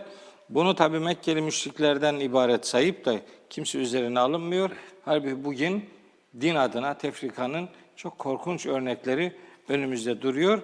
Yani o günkü esaslar ne idiyse Hazreti Nuh'a yönelik din olarak bize de Cenab-ı Hak onları lütfetmiştir. Hac suresi 78. ayette de benzer bir ifade var. Daha genel bir cevaptır bu. Der ki Rabbimiz ve cahidu fillahi hakka cihadi, Allah hakkında cihadın olması gereken hali neyse öyle cihad edin. Vectebâküm, Allah sizi seçmiştir. Ve mâ ceale aleyküm fid-dîni min harac, size dinde hiçbir zorluk yüklememiştir. Zorluk yüklemedi ama zorunluluk yüklemedi değil. Millete ebîküm İbrahim, atanız İbrahim'in milletine, dinine uyun, onda da durum böyleydi. Huve semmâkümül müslimîne min qablu ve fî hâdâ. Daha önce de size Müslümanlar adını o vermişti. Şimdi de size Müslümanlar adını Allah vermiştir. Yani nice peygamberler geldiyse onların her birinin tebliğ ettiği dini esasların ortak adı İslam'dır.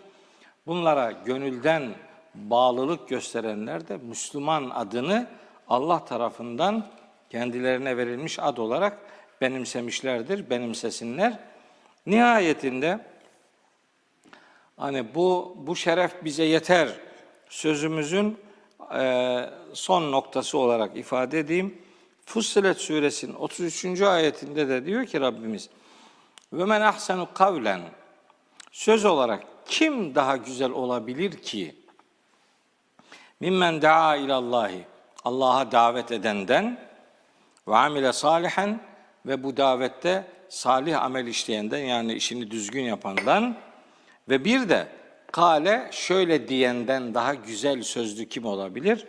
İnneni minel müslimin, ben Müslümanlardanım diyenden sözü daha güzel olan hiç kimse yoktur demeye getiriyor.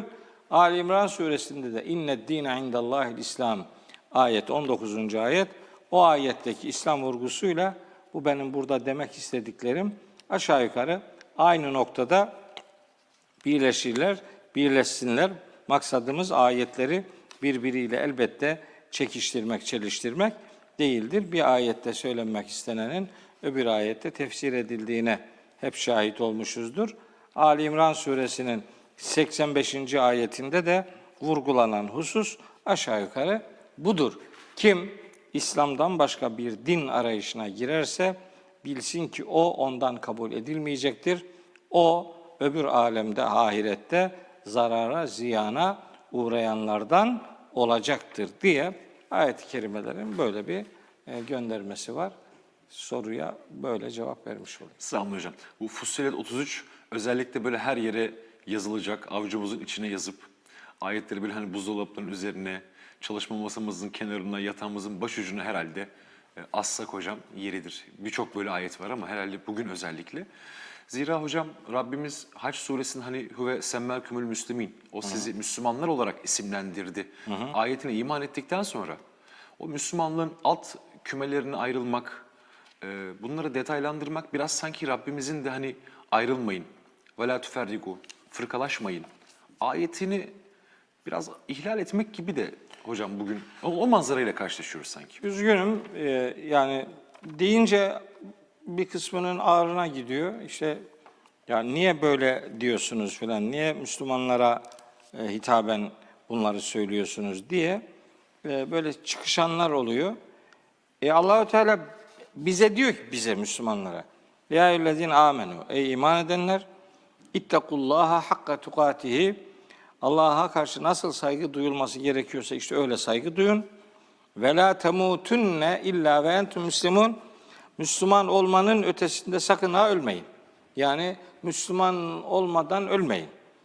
Ne yapıp edin? Müslüman olarak ölün diyor. Sonra da bu Ali İmran suresi 102. ayetti bu okudu. 103. ayette de diyor ki وَاَعْتَصِمُوا بِحَبِلِ اللّٰهِ جَمِيعًا وَلَا تَفَرَّقُوا. Sakın ha fırkalaşmayın. Hepiniz topluca Allah'ın ipine sımsıkı sarılın. Allah'ın ipi nedir diye hocam burada soru geliyor. Tabi Peygamberimiz Aleyhisselam bunu açıklamış. El Kur'anu huve hablullahi. Kur'an Allah'ın o ipidir, sapasağlam, yapıştığınız zaman kopmayacak. Urvetul vuska dediğimiz en sağlam kulptur.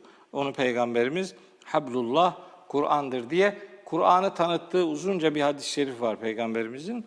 Orada da bu beyan yer alıyor. Şimdi diyor ki Allah'ın ipine hepiniz topluca Allah'ın ipine sımsıkı sarılın. Ve la teferraku, sakın ha fırkalaşmayın diyor. Sonra aslında bu şu demek, biliyor musunuz? Yani dolaylı bir mana olarak. Allah'ın ipine topluca hepiniz sımsıkı sarılmazsanız tefrikaya düşersiniz demektir bu. Tefrikaya düşmemenizin yolu Allah'ın ipine sımsıkı, hepinizin Allah'ın ipine sımsıkı sarılmasıdır diyor 103. ayette. Sonra 105. ayette diyor ki, gene Ali İmran suresinin, tabi 104 de çok kıymetli bir ayet-i kerime ama konuyla ilişkili olarak 105'te diyor ki ve la tekûnû kellezîne, sakın ha şunlar gibi olmayın. Yani şöyle olun, şunu yapın, şunu yapmayın, sakın ha şunlar gibi olmayın diyor. Kim gibi? Ellezîne teferrakû, fırka fırka bölünenlere. Tefrikaya düşenler gibi olmayın. Vehtelefu, ve ihtilafa düşenler gibi de olmayın. Min ba'di mâ câehumul beyinât. Kendilerine apaçık belgeler geldikten sonra ihtilafa düşenler gibi ve tefrikaya bulaşanlar gibi olmayın diyor. Bu ayet burada dururken, bunu bu kadar açıklıkla ortaya koymuşken, şimdi ben nasıl yani ihtilaf iyi bir şeydir diyeceğim veya İhtilafta tefrika. rahmet vardır. Nasıl diyeceksiniz, değil mi? Ya o ihtilafta rahmet vardır. Bu bununla alakalı değil Değil. yani. Bu öyle dinde oraya da bölünsen olur, buraya da bölünsen olur, orada da grup olur, burada da olur. Hayır, bu o demek değil. O rivayet eğer sahih ise, bilmiyorum sahih olup olmadığını, ama o eğer sahih ise Allah-u Teala'nın evrendeki yaratılışta kullandığı sünnetullah dediğimiz yaratılıştaki renklerdir yani. Çeşitlilik işte, yani meyvelerde, doğada, kainatta, insanda falan, o çeşitlilik onun kudretinin işaretidir, göstergesidir. Dolayısıyla bu dinde ihtilaf değil bu yani. Evet. Dinde ihtilaf perişanlıktır. Hele ki bir de bu ayetin tefsirinde o rivayeti kullandığınız ama olmaz yani. Onu başka türlü yorumlayacaksın, başka alanlarla ilişkilendireceksin. Şimdi bakın.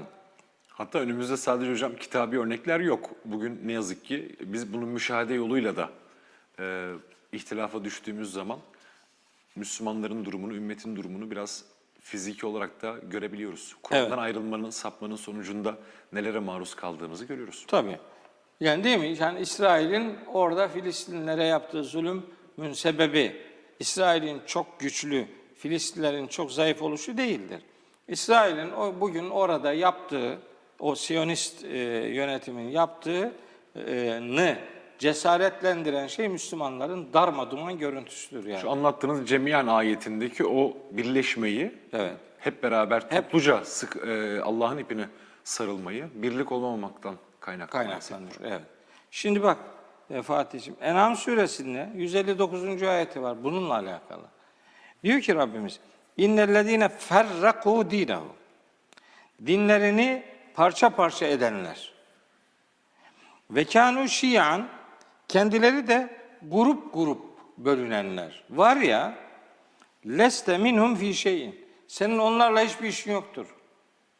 Ya Allah Allah, ya senin bunu anlaman için nasıl bir ayet olması lazım? Ne demesi lazım yani? Dinlerini parça parça edip grup grup bölünenlerle senin hiçbir işin yoktur. İnnemâ emruhum ilallah. Onların işi Allah'a kalmıştır. Sümme yunebbihum bimâ kânû yef'alûn.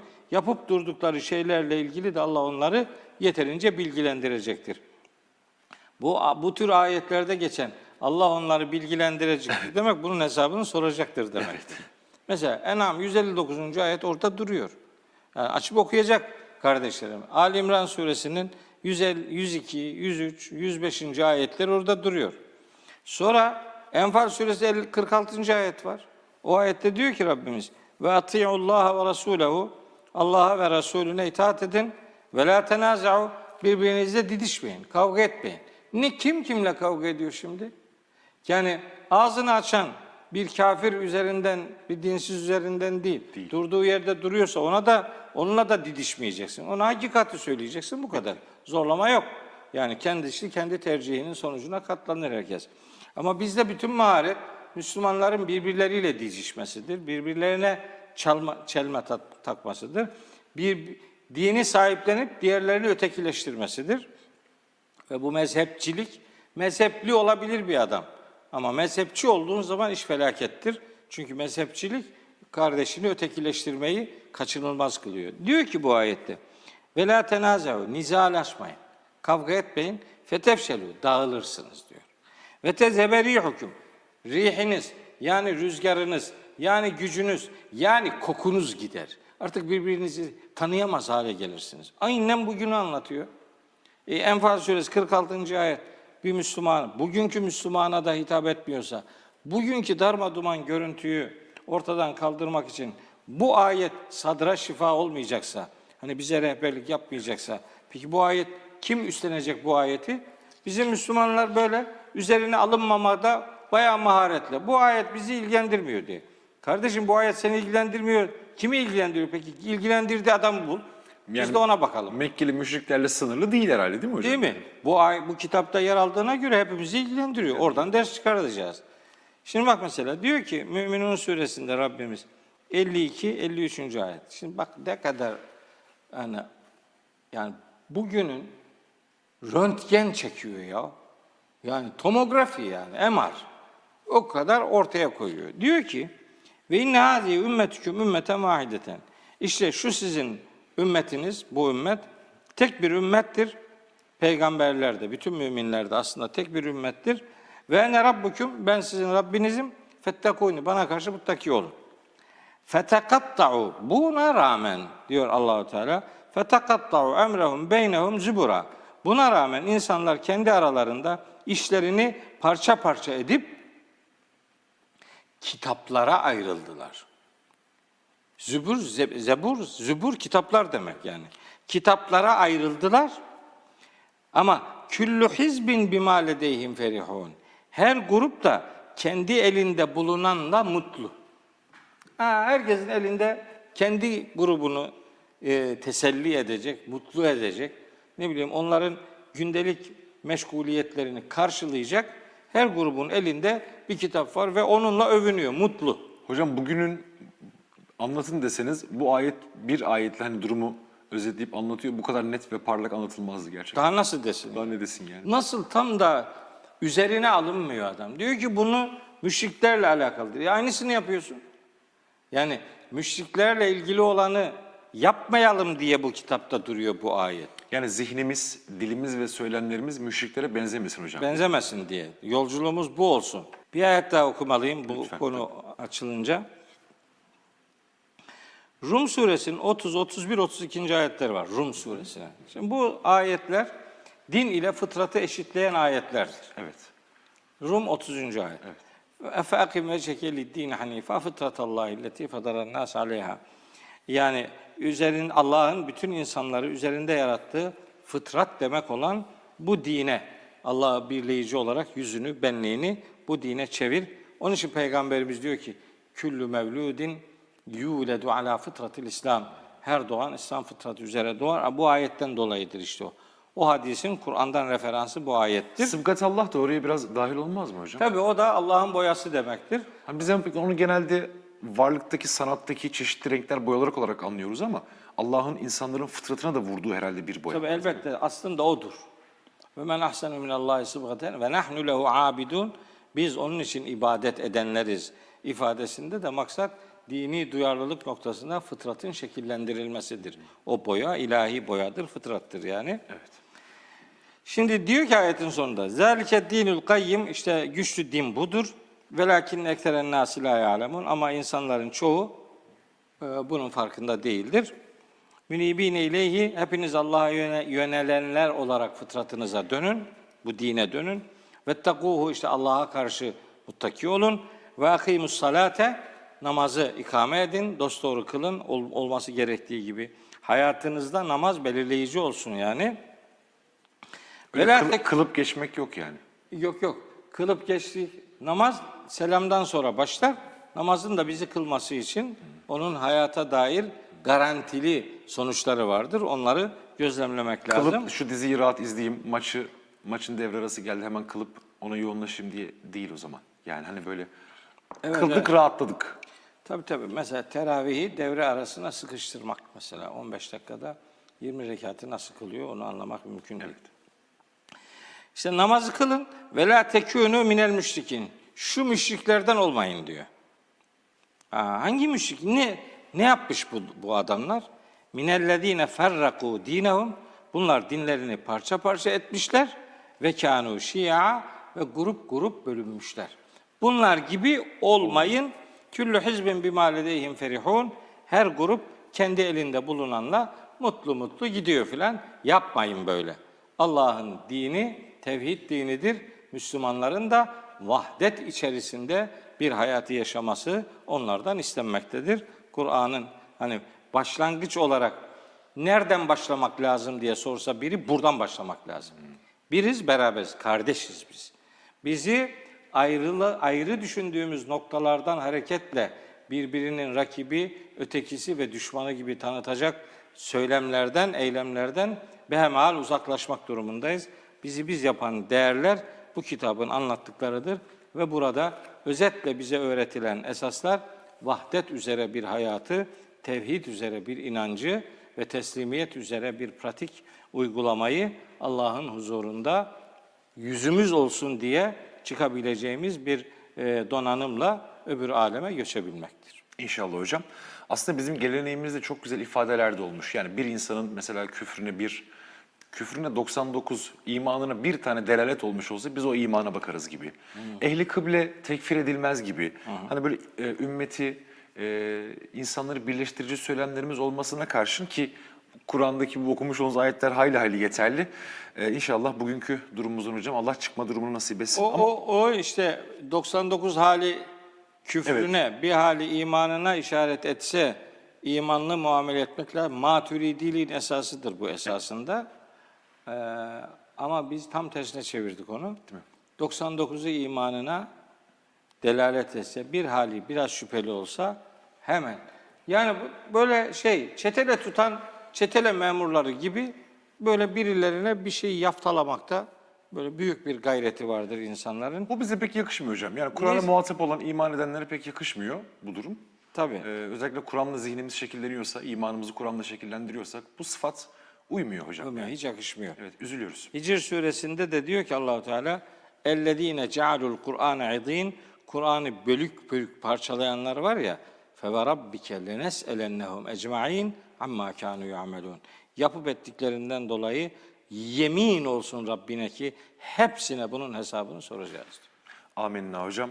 Araya gidelim isterseniz. Aradan sonra devam edelim. Efendim kısa bir ara sonrasında karşınızdayız tekrar.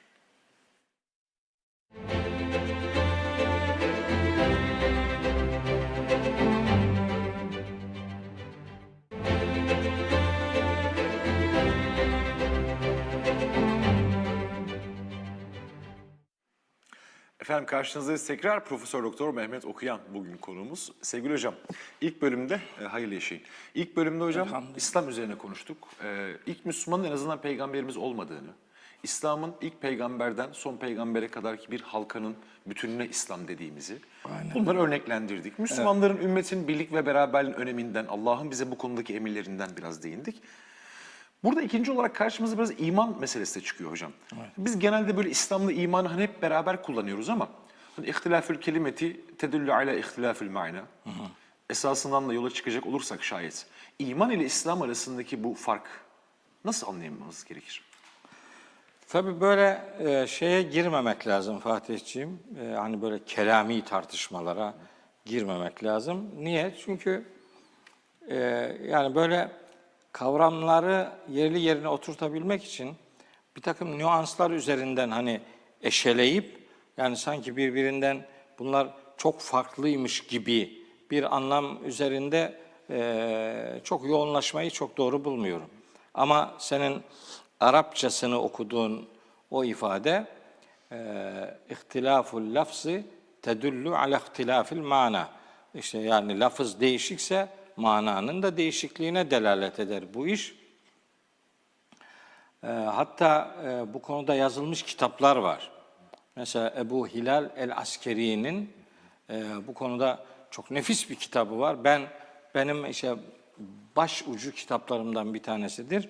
Bu kelimelerin birbirine yakın anlamlı olan kelimelerin nüansları üzerinde duran çok El Furuk diye bir kitabı var. O kitap benim başucu kitaplarımdan biridir. Bakarım ayetlerde kullanılan kavramların birbiriyle ilişkisini ortaya koymak ya gayret ederim. Yakın anlamlı kelimeler var. Onlarda yakınlık nerededir, nerede ayrışma vardır? Onları Ebu Hilal el-Askeri'nin eserini özellikle kardeşlerime tavsiye ederim. Adını buradan söylemiş olayım. Şimdi kelimelerin anlam dünyalarına kökenlerinden hareketle bakalım. Mesela iman emine kökünden geliyor. İslam selime kökünden geliyor. Selime salim olmak, doğru olmak anlamına gelir. Ama bu sen çok iyi biliyorsun. Yani şimdi diyelim 3 harfli kalıptaysa bu. Bunu 4 harfli kalıba dönüştürdüğünüz zaman o asıl anlamı bir anlamla daha desteklenir. Yani doğru olmak, selime doğru olmak, esleme doğrultmak anlamına gelir. Yani İslam olmak kendini birine teslim etmek demektir. Biri adına doğruluğu kabul etmek demektir. Müslüman olmak demek Allah'ın dediklerine teslimiyet göstermek demektir. Kalıp değiştikçe, harf ilave edildikçe kelimenin anlamı yeni kazanımlar elde etmiş olur. Kelime de Müslüman olmak, Allah'a teslim olmak demektir. Ama yani Kur'an-ı Kerim'de onlarca ayette bu anlamda kullanılır bu. Fakat bu her yerde o anlamda kullanılmaz. Şimdi her bir büyük çoğunluk %99 bir anlamda kullanılıyor olsa da bu %100'ünün o anlama geldiği sonucunu vermez. Mesela açarsınız Hucurat Suresinin işte 14. ayetini, sizinle bir programda bunu konuşmuştuk. Orada hani "Kâletil a'râbu âmennâ", göçebe adamlar iman ettik demişler. "Kullem tu'minu", onlara de ki işte siz iman etmediniz. "Velakin kûlû eslemnâ", siz ancak İslam olduk deyin. Yani teslim olduk deyin. Otoriteye de olabilir mi? Yani illa bu hani Rabbimiz anlamında dini mi kullanılır? Yok işte, onu demek istiyorum. Evet. Şimdi burada eslemna kelimesi geçti diye bu Müslüman olduk demek değil. Bunun geçtiği kontekste, bağlama, siyakına, sibakına bakacaksın. Oraya baktığın zaman bunun evet bir teslimiyet anlamı daima vardır. Fakat bu Allah'a teslim olmak demek değil. Bu idareye teslim olmak, yönetime teslim Güce olmak. teslim olmak. Medine'deki hani münafıklarla alakalıdır bu. Münafıkların İslam devletine teslimiyetini ifade ediyor bu.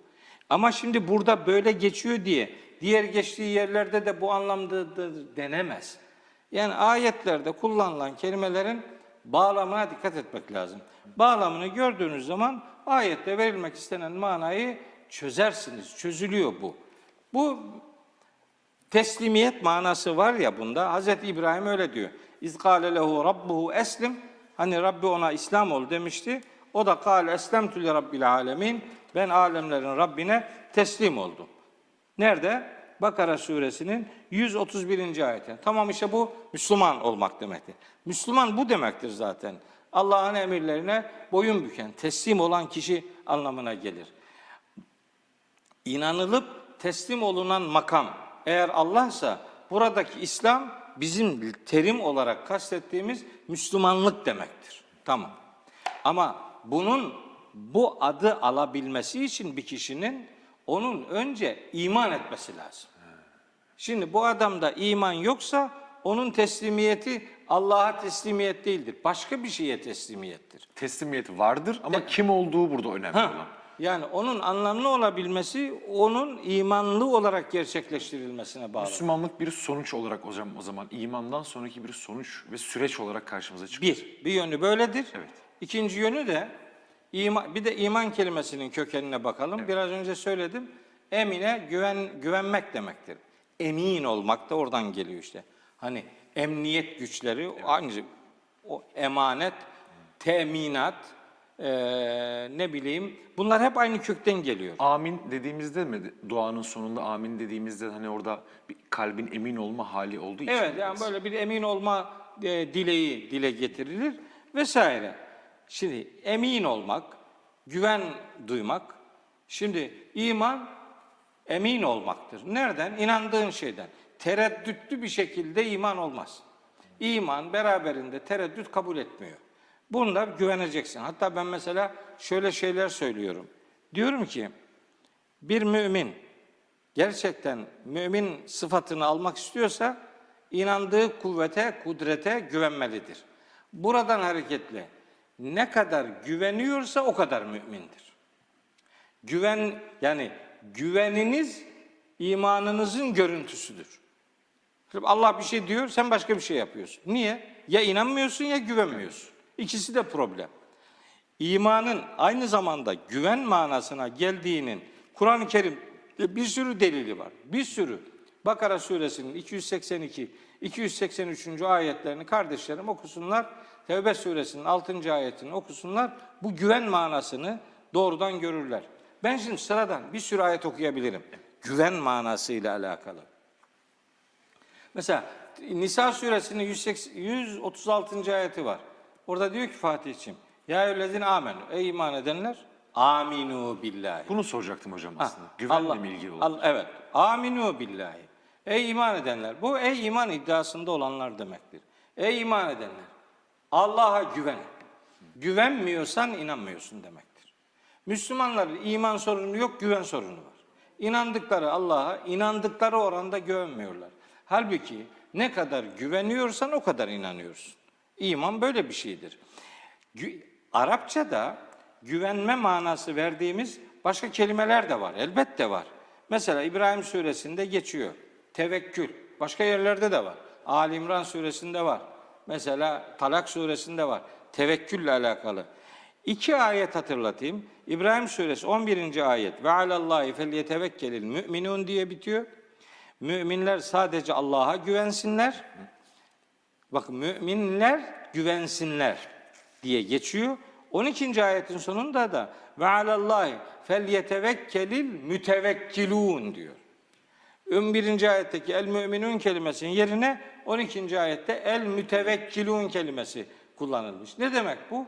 Güven anlamıyla, kök anlamıyla Allahu Teala imanı tefsir ediyor. Bu ayet 12. ayet 11. ayeti tefsir ediyor. Mümin aslında kimdir diye. İşte o Nisa suresi 136. ayet çok belirleyici. Bir ayet daha hatırlatayım. Yani burada hatırlatmasak olmaz. Tevbe suresinde diyor ki Rabbimiz, Peygamberimiz Aleyhisselam'ı anlatıyor. Ve 61. ayet Tevbe suresinin ve minhumullezine yu'zunen nebiyye. Bunlardan münafıklardan nebiye eziyet edenler var. Nasıl? Ve yekulune huve uzun. O peygamber her söyleneni dinleyen bir kulaktır. Yani lazım olmayan şeyleri böyle kovuşturuyor. Kulak dinleyen, her şeye kulak veriyor filan diye alay ediyorlar. Allahu Teala o peygamberimizi böyle suçlayanlara cevabı kendisi verirken diyor ki, kul de ki, üzünü hayrin leküm. Ya o sizin için bir hayır kulağıdır. Yani böyle bir yerden bir şey dinliyor, vahiy alıyor ya şimdi. Vahiy almak için dinlemesi gerekiyor. Aslında kalbine doğuyor. O dinlemek de değil ya, kulağıyla duymuyor vahiyi. Kalbine geliyor bu vahiy. Bakara suresi 97. ayetle Şuara suresi 193. ayet orada duruyor kapı gibi yani. Bu kalbe gelen şeydir. Ondan da haberleri yok yani münafıkların. Kulağa atfediyor o yüzden. Evet, oraya atfediyor. Fakat diyor ki Allahu Teala o sizin için bir hayır kulağıdır. Yu'minu billahi. O Allah'a inanır ve yu'minu lil müminine. Ve o müminlere de inanır. Kardeşim. Mı diyeceğiz? Ya Evet. Allah'a inanmak anladık. O bir imanın konusudur da bu müminlere inanmak Allah'a inanmayla alakalı değil bu. Müminlere güvenmek demektir. O Allah'a inanır, güvenir ama müminlere özellikle güvenir. Müminlere buradaki yu'minu güvenmek demektir. Bakara suresi 186. ayetteki vel yu'minu bi ifadesi. Evet. O da güvenmek demektir. Bakara suresinin 283. ayetinde fe in emine ba'dukum ba'dan birbirinize güvenirseniz oradaki emine o da güvenmek demektir. Daha böyle akılda kalıcı bir ayet söyleyeyim kardeşlerime. Saf suresinde Allahu Teala buyuruyor ki 10. ve 11. ayetlerinde ya eyyühellezine amenu diye başlıyor. Ey iman edenler hel edüllüküm size göstereyim mi? Size rehberlik yapayım mı şu konuda? Ala ticaretin bir ticaret. Nasıl bir ticaret bu? Tunciküm min azabin elimin. Sizi elem verici azaptan kurtaracak bir ticarete sizi yönlendireyim mi diyor Allahu Teala, dedirtiyor peygamberimize. Sonra da bu ticaretin ne olduğunu anlatıyor. Rabbimiz anlatıyor. Diyor ki tü'minûne billahi ve rasûlih. Ya ayet zaten ya eyyühellezine amenü diye başladı. İman etmeyene ya eyyühellezine amenü denmez. Onlar zaten mümin. O müminlere diyor ki sizi elem verici bir azaptan kurtaracak ticarete sizi yönlendireyim mi? Allah ve Resulüne güveneceksiniz. Çünkü Medine'de bazılarında iman sorunu yoktu ama güven sorunu vardı. Onu hatırlatıyor. Güveneceksiniz. Allah bir şey diyorsa ona güveneceksin. Resulü bir şey diyorsa ona güveneceksin. Ve tücahidûne fî sebîlillâhi bi emvâliküm ve enfusikum. Mallarınızla ve canlarınızla Allah yolunda fedakarlık yapacaksınız. Yani demek istiyor ki malını verdiğin zaman bu biter diye korkma. Bitmez bu. Yani matematikte 40 eksi 1 39 eder de dinde 40 eksi 1 39 etmiyor. 41 ediyor yani en az. Güvenirseniz. O da birebir olursa. Evet. Bazen tabii. 7'den 70'e kadar da çıkıyor. Oo ta 700. 700'e. Yani Bakara suresi 261. ayette 700 buluyor. Şeyde diyor ki Sebe suresinin 39. ayetinde ve ma enfaktum min şeyin fehuve yuhlifuhu. Siz Allah yolunda her neyi infak ederseniz o yerine yenisini verir diyor hemen. Hem de fehuvedeki fe takibiye. Hemen verir diyor, adam güvenmiyor. Bakara suresi 261'de diyor ki verdiğiniz bir şey 700'e katlarım ben diyor. Hatta bunu 700 de katlarım diyor. Adam verir diyor ki her sene 40'ta bir verirsek bu 40 senede biter. Ya bitmez kardeşim. Zekat kelimesinin anlamlarından biri temizlenmek, diğeri de artmaktır. Artar diyor Allah, sen biter diyorsun. Evet. Bu imanla alakalı güvenmem. Başka ayetlerde var. Ben bir tane daha söyleyeyim. Lütfen. Fatih'ciğim. Bu ayeti okumasam olmaz. Bak şimdi diyor ki 16. ayet. Hadid suresinin 16. ayeti. Tabi Hadid suresinin 10. ayetinde de var. Hadid suresinin 7. ayetinde de var. Buradaki iman kavramları hep güvenmek demektir. Aminu billahi ve rasulihi ve enfiku. Allah'a ve Resulüne güvenin ve sizi yetkili kıldığı şeylerden infak edin diyor. Güvenmek. Ve ma leküm la tunfiku fi sebilillah. Ve ma leküm la tu'minune billah ve Resulü yed'ukum diye 8. ayette geçiyor. Buralardaki iman hep güvenmek anlamına geliyor. Ama 16. ayette diyor ki elem ye'ni lillezine amenu, iman edenler için şunun vakti hala gelmedi mi? En takşa'a kulubuhum li zikrillahi. Allah'ın zikrine kalplerinin boyun bükmesi ve ma nezele minel hakkı, hak türünden inmiş olan şeylere onların boyun bükmesinin zamanı gelmedi mi? Bir güven sorunu var. Güven sorunu yaşanan yerlerdeki imanla ilgili kavramlar güvenmek manasıyla tercüme edilmelidirler. Böyle tercüme edilirse ayetler daha doğru anlaşılır. Şimdi ben Kur'an'daki iman kelimelerinin geçtiği hemen hemen her ayeti biliyorum kafamda. Bunların bir anlamı var, inanmak. Tamam. İkinci anlamı var, deminden beri söylüyorum, güvenmek. Ama bu kadar değil. Bunun bir de kendini güvende hissetme anlamı var. Ve men dekalehu kâne amina. Kim o mescide, Allah'ın Kâbesine dahil olur, girerse kâne amina, amin olur. Yani kendini güvende hisseder. Allah'ın mabetleri güven yerleridir, güven alanlarıdır. Güven ve iz cealnel beyte mesabeten linnâsi ve emna. Yine Bakara suresine geçiyor. Biz bu beyti insanlar için hem sevap kazanma yeri hem güven duyulma yeri olarak belirledik diyor. Emnen güven duymak demek. Kendini güvende hissetmek demektir. Yani mümin kendini muallakta hissetmez, güvende hisseder. Allah'ın korumasındadır Allah'ın izniyle müminler. O güveni kendinde görürler. Güvende hissetme manası da var bu kelimenin.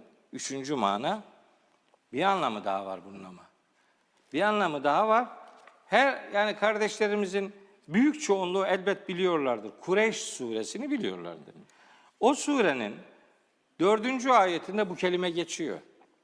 Orada geçtiği haliyle diyor ki 3. ayette فَلْيَعْبُدُوا رَبَّ هَذَا الْبَيْتِ. şu beytin, yani bu beytin, bu mabedin Rabbine kulluk etsinler ki ellezî yat'amehum min cu'in. Bu beytin Rabbi olan Allah onları açlıktan doyurmuştur ve amenehum min havfin. Onlara korkudan dolayı amenede bulunmuştur. Allah amene deyince Allah iman etti olur mu? Olmaz tabii. Olmaz. Buradaki amene güven vermek demektir. Amenehum, Allah onlara güven verdi min havfin, korkudan kurtulmaları için. Demek ki amene fiilinin anlamlarından biri de güven vermekmiş.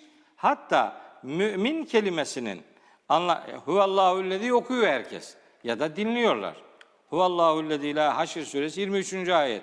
Huvallahu'llezî la ilahe illahu el melikü el kuddusu es selamu el müminu. Dördüncü sıfat mümindir.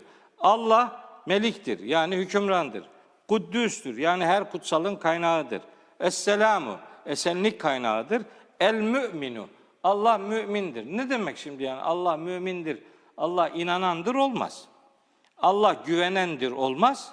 Allah kendini güvende hissedendir. Bu hiç olmaz. Güvende hissetmek için korkulacak bir şeyin olması lazım. Bu insanlar için söz konusudur. Allah için güvende olmak düşünülemez yani. Korkusu yok ki güvende olma ihtiyacı yok. Doğru. Ya bak şimdi üçü de gitti. Gitti. Allah için. Tek bir şey kaldı. Tek kaldı. İşte Kureyş suresi 4. ayetle Haşr suresi 23. ayetteki amene el mümin kelimeleri biri güven vermek, biri güven veren demektir. Buradan hareketle. Şimdi 4 tane boyutuna dikkat çektik Ortak imanı. bir tanım yapma durumumuz olabilir mi? Şimdi? Olabilir. İman, inanılması gereken her değere inanan, inandığı değerlere güvenen, bu sayede kendini güvende hisset. İman, inanılması gereken değerlere inanmak, inandığı değerlere güvenmek, bu sayede kendini güvende hissetmek ve çevresine güven vermek demektir iman. Mümin de inanılması gereken değerlere inanan, inandığı değerlere güvenen, bu sayede kendini güvende hisseden ve çevresine güven veren insandır. Haydi bakalım. Kendisine güven veren insan mümin tanımıyla. Bugünkü müminlere bak. Senfaati için birbirine borç verirken birbirine güvendiği için böyle başka bir kayda kuyda gerek yoktur diyen bir kişi var mı? Yok. Hocam borç çok üst bir örnek oldu bu. Mesela normal buluşmalarda, gündelik hayatta dahi bunu hissedebiliyoruz. Hani bırakın maddi bir Tabii. alışveriş şeyini. Mesela adama diyorsun işte filanca işi yapalım inşallah diyor. İnşallah dedim anla ki yapmayacak onu yani. Yani ondan sonra diyor ki Allah dilemedi ne yapalım. Kardeşim sen dilesen Allah da diler. Yani Peygamberimizin bir hadisi var Fatihciğim. Acayip güzel bir hadis. Tam iman ve İslam'ı inanan insanın bünyesinde, fıtratında buluşturan muhteşem bir hadisi var. Diyor ki Efendimiz Aleyhisselam, el müslimu men selimel müslimune min lisanihi ve yedihi. Müslüman denen kişi elinden ve dilinden diğer Müslümanların emin olduğu, salim olduğu, güvende olduğu, selamette olduğu insandır. Böyle mi? Böyle mi bugünkü Müslümanlar? Hadi Peygamberimizin bu hadisini İslam coğrafyasındaki Müslümanlara uyarlayalım.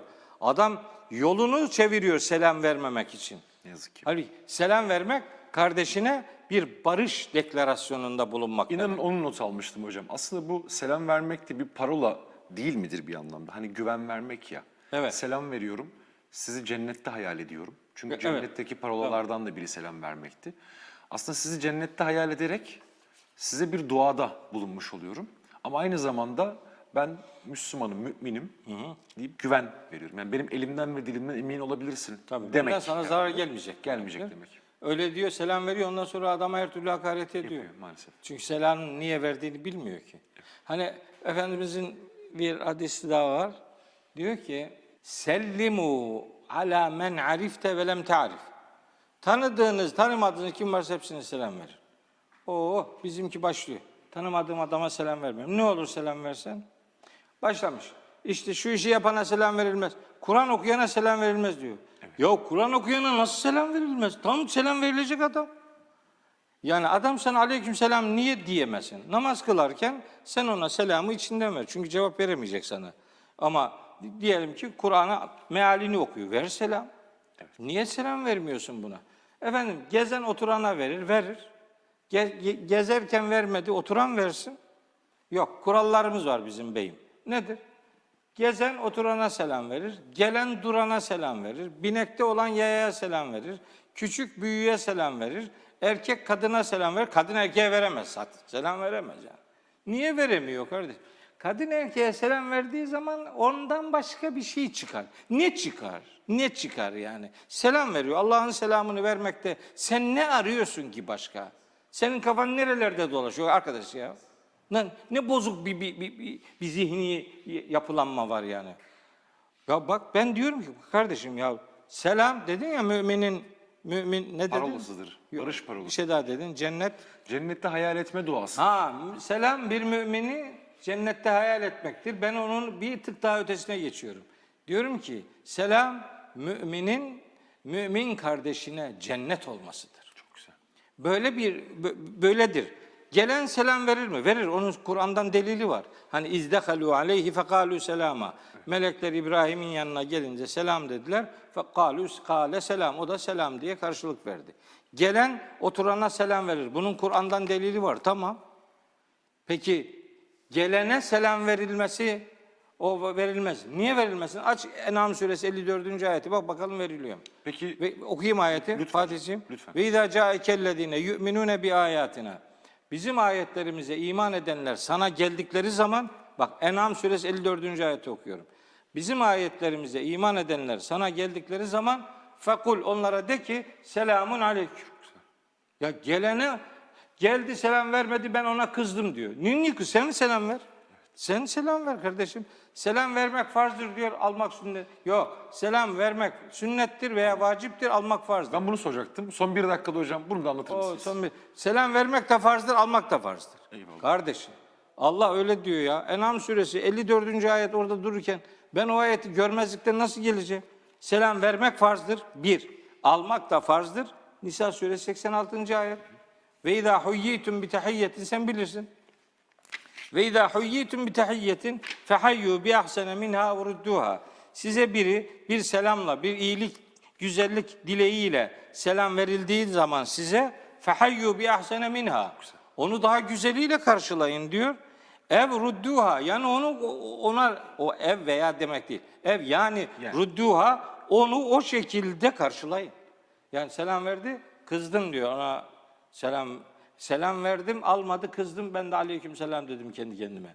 Kardeşim, selamun aleyküm demek, esenlik sizin üzerinize olsun demek. Almadıysa adam, sen diyorsun ki ve aleyküm selam dedim. Gene bir daha veriyorsun adama. Bari ve aleyhine selam de yani. Kendini sadece aldı mı? Mesela öyle yap yani. Evet. Halbuki bunu yarışmanın bir alemi yok. Peygamberimizin bir hadisiyle bitireyim. Evet. Efendimiz buyuruyor ki, efşüs selame beyneküm. Aranızda selamı yaygınlaştırın. Kardeşinden selamı esirgeyen adam hangi Müslümanlık edebiyatından kime ne sunuyor ve nasıl inandırıcı olacaktır? Ben mümin olduğuna inandığım, bildiğim, gördüğüm, tanıdığım, herhangi küfrüne şahit olmadığım insanlara seve seve selam veriyor ve onları kardeşim olarak görmeye devam ediyorum. Eksik olmayın hocam. Ayağınıza sağlık, katıldınız. Size de selam ediyorum hocam o yüzden. Selam. Allah razı olsun ebeden. Efendim, Profesör Doktor Mehmet Okuyan bizdeydi. Yarın yine muhakemede görüşmek üzere diyoruz. Selametle.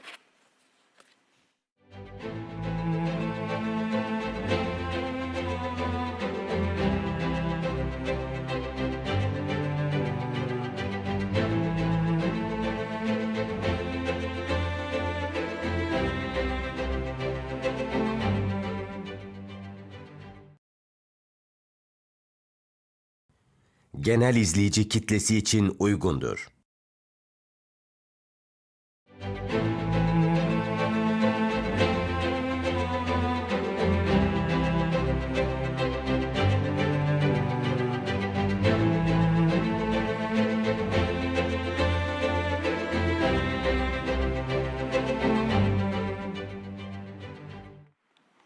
Ekotürk ekranlarından herkese selamlar. Yine bir muhakeme programıyla karşınızdayız. Ben Fatih Ergenekon ve bugün konuğumuz Profesör Doktor Caner Taslaman olacak sevgili hocam.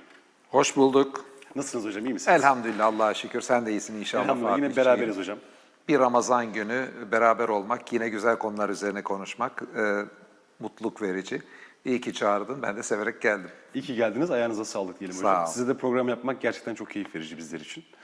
Şimdi malum hocam bugün ne konuşalım derken biraz sevgi üzerine konuşalım istedik. Ve de özellikle Allah sevgisi üzerine Allah konuşalım sevgisi dedik. elbette. Onu da soracağım zaten. Yani bu sevgiyi Allah'a bağlama türlerini biraz konuşalım istedik.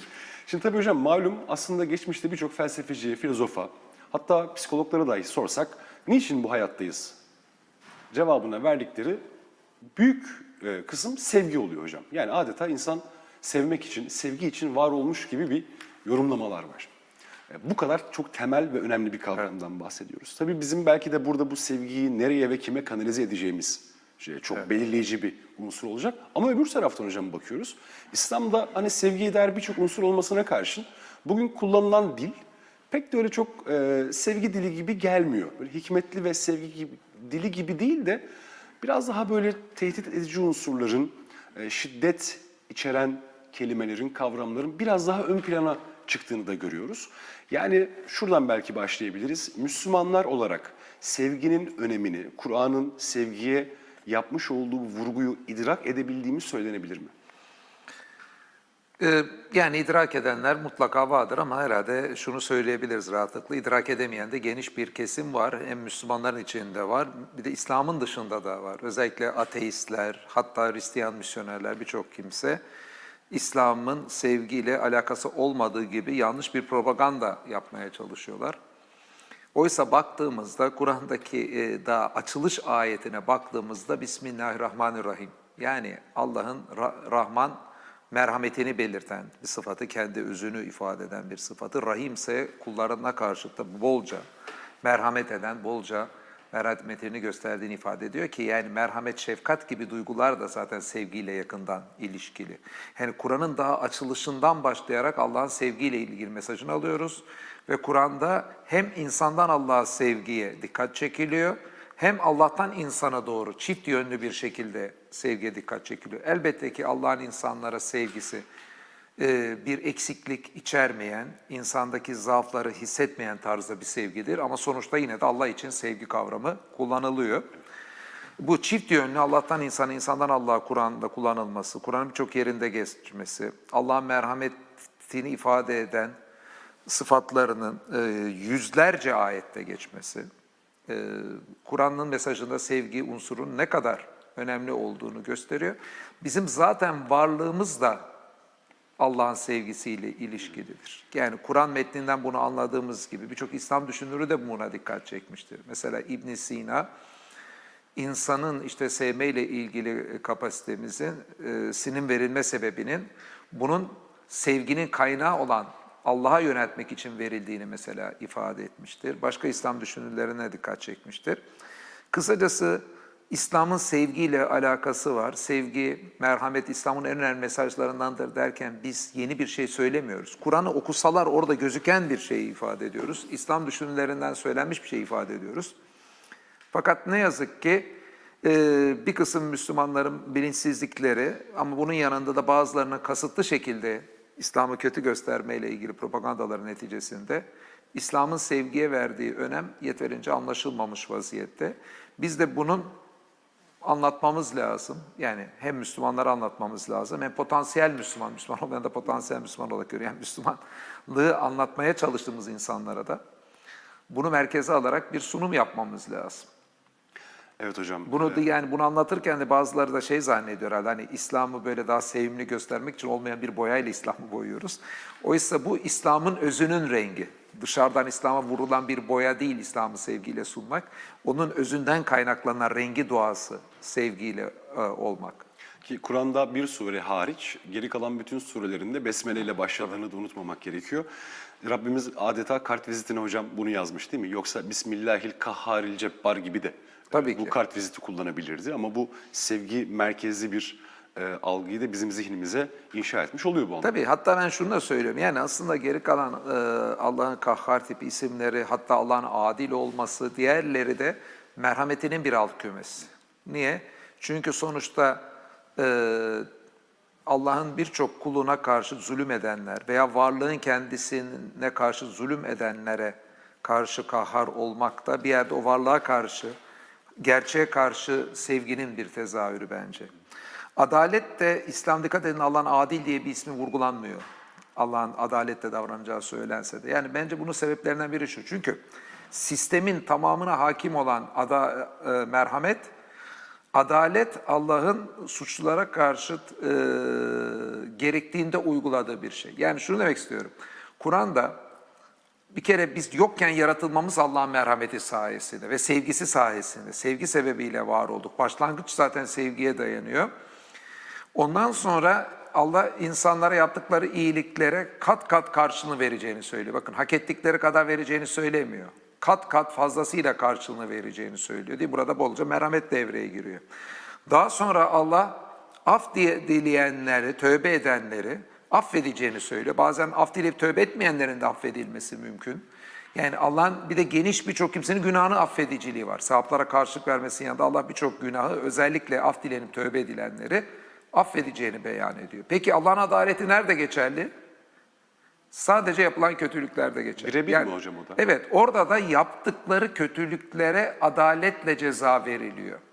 Allah isteseydi iyiliklere simetrik bir durum oluşturabilirdi. İyiliklerde hak ettiğinden kat kat fazla alıyor, kötülükte de sen ne yapıyorsan 10 kat, 20 kat, 30 kat karşılığını da ceza alırsın denebilir. Kur'an'daki ahiretle ilgili anlatımlar ne kadar korkunç gözükürse gözüksün, temel ilke olarak hak ettiği kadar herkesin ceza alacağı söylenmiştir. Bu da işte merhametin altı kümesi. Allah bütün güç elindeyken kat kat karşılığında fazla ceza verebileceksen orada işte adaletin devreye gireceğini söylüyor.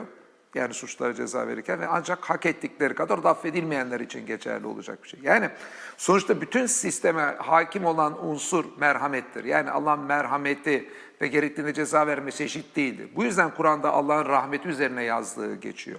Allah hem rahmeti hem işte cezalandırma üzerine yazdı diye geçmiyor. Sisteme hakim olan unsur merhamet ve merhametin gereği olarak gereğinde diğer kullara karşı merhamet göstermeyip onların hukuklarına tecavüz edenlerle ilgili cezalar oluyor. Evet. Eski filozoflardan biri hani şey aklıma getirdi hocam. Yani biz ancak var olanı severiz. Allah'sa sevdiğinde o şey var olur. Yani varlık sebebimiz bu anlattığınız hocam lütuf üzerine lütuf, ihsan üzerine ihsan, kerem üzerine kerem. Bu hani müşrikler özellikle o yüzden mi ahiret hep Allah'ın merhametine sığınırız? Mesela Yasin suresindeki şey ayeti aklıma geldi. Kabirlerinden bir anda kalkıyorlar ve هَذَا مَا وَعَدَ الرَّحْمَنِ Bu işte Rahman'ın bize vaat etmiş olduğu o gündür deyip onlar dahi Allah'ın rahmetine ve merhametine sığınma eğilimi gösteriyorlar orada.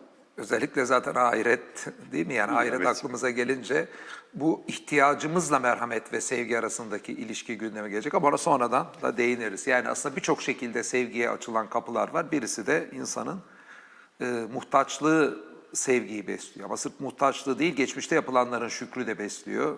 İşte beğeniler de besliyor bazen yapılanların beğenisi. Bazen hiç sebep olmadan sevgi bir hediye sevgi olarak da ortaya çıkıyor.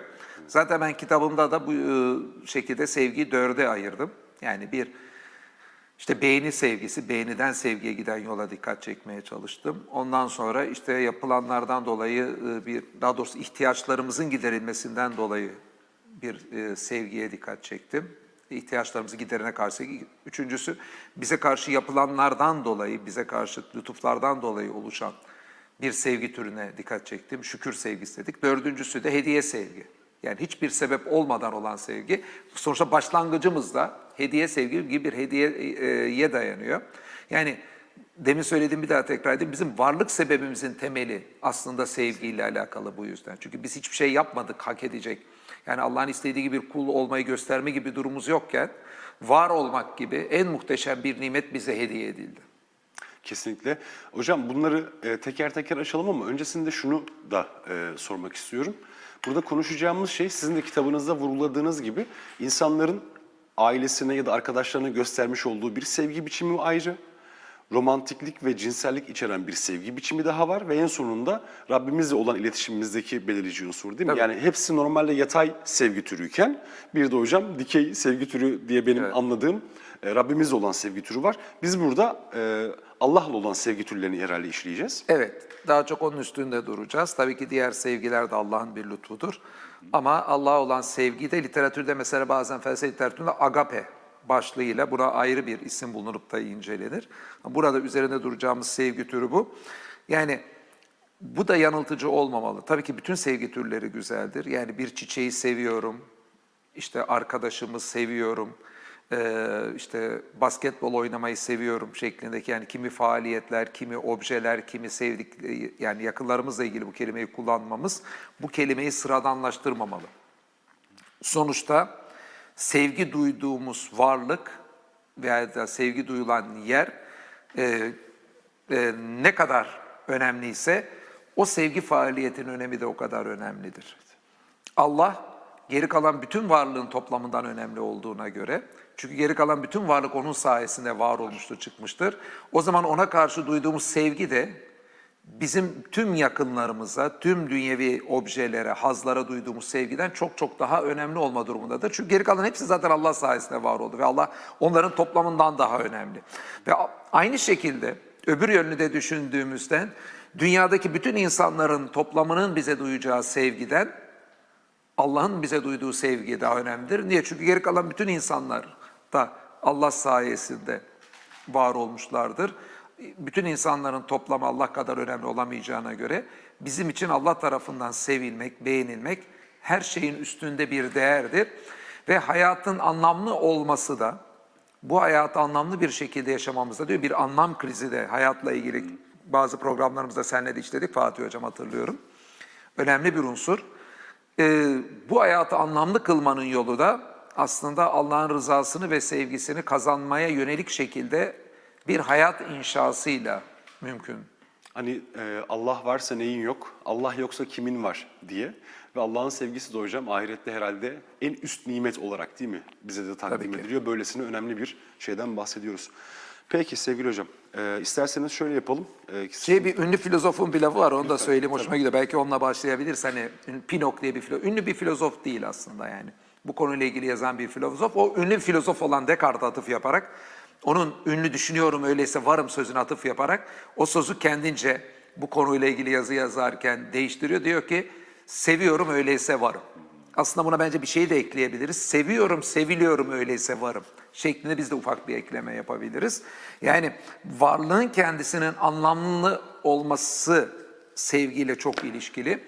Ben bununla ilgili bazen bir düşünce deneyi öneriyorum. Felsefede düşünce deneyleri çok kullanılır. Diyorum ki şöyle bir, yani düşünce deneyinden kasıt şu, bir hayalen bir ortamı falan hayal edip o durumda ne yapacağımızı üzerine akıl yürütmek, sonra buradan belli sonuçlar çıkarmak. Şöyle diyorum, sevginin önemini anlamak için bu düşünce deneyinde dünyada istediğiniz her şeye sahip olduğunuz fakat sevmenin ve sevilmenin olmadığı bir ortam düşünün. Mesela şöyle bir olay düşünelim. 20'li yaşlarındaki kadar genç ve sağlıklıyız. Hiçbir sağlık sorunumuz olmadığı gibi bütün dünyadaki haz neslerine en rahat şekilde ulaşabiliyoruz. Çok güzel ortamlarda, mekanlarda hayatımızı geçiriyoruz. Fakat böyle bir ortamda hiçbir insana karşıt bir sevgi duyamıyoruz. Hiçbir nesneye karşıt bir sevgi, haz alıyoruz ama sevginin kendisi yok. Veya sevgiden gelecek o nevi şahsına münhasır haz da yok tabii ki o zaman. Ve hiç kimse de bizi sevmiyor. Gücümüz var, paramız var. İnsanlar belki yemek sofralarında bize en güzel yemekleri getiriyorlar, boyun ediyorlar. Ama hiç kimseye karşıt biz sevgi duyamadığımız gibi en ufacık bir sevgi hissi de bize karşı yok. Ne kadar anlamsız bir hayat olur değil mi? Çok robotik ve nesneleşmiş olurduk hocam ya. Tabii ki. Yani istediğimiz sevgi dışında her şeye sahip olduğumuz bir ama sırf sevgi olmadığı anı düşünmemiz ve oradaki boşluğu eğer yakalayabiliyorsak bu düşünce deneyi bence bize sevginin aslında bizim için ne kadar önemli olduğunu, dünyevi birçok hazdan da, dünyevi güç nesnesinden de önemli olduğunu gösterecektir. Hele bir de şöyle bir felaketi düşünelim.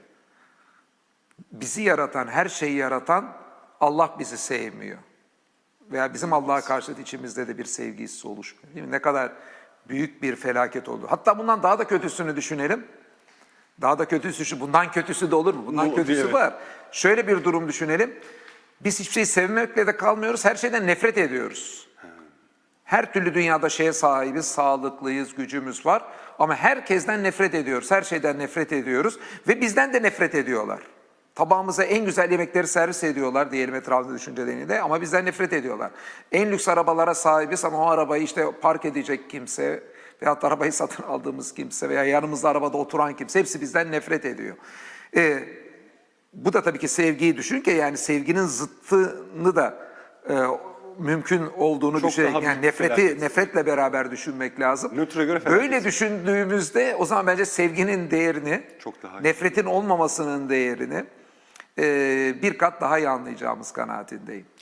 İyi ki Allah sevgiyi vermiş, bize nasip etmiş. Bir de şunu da yakalamak lazım.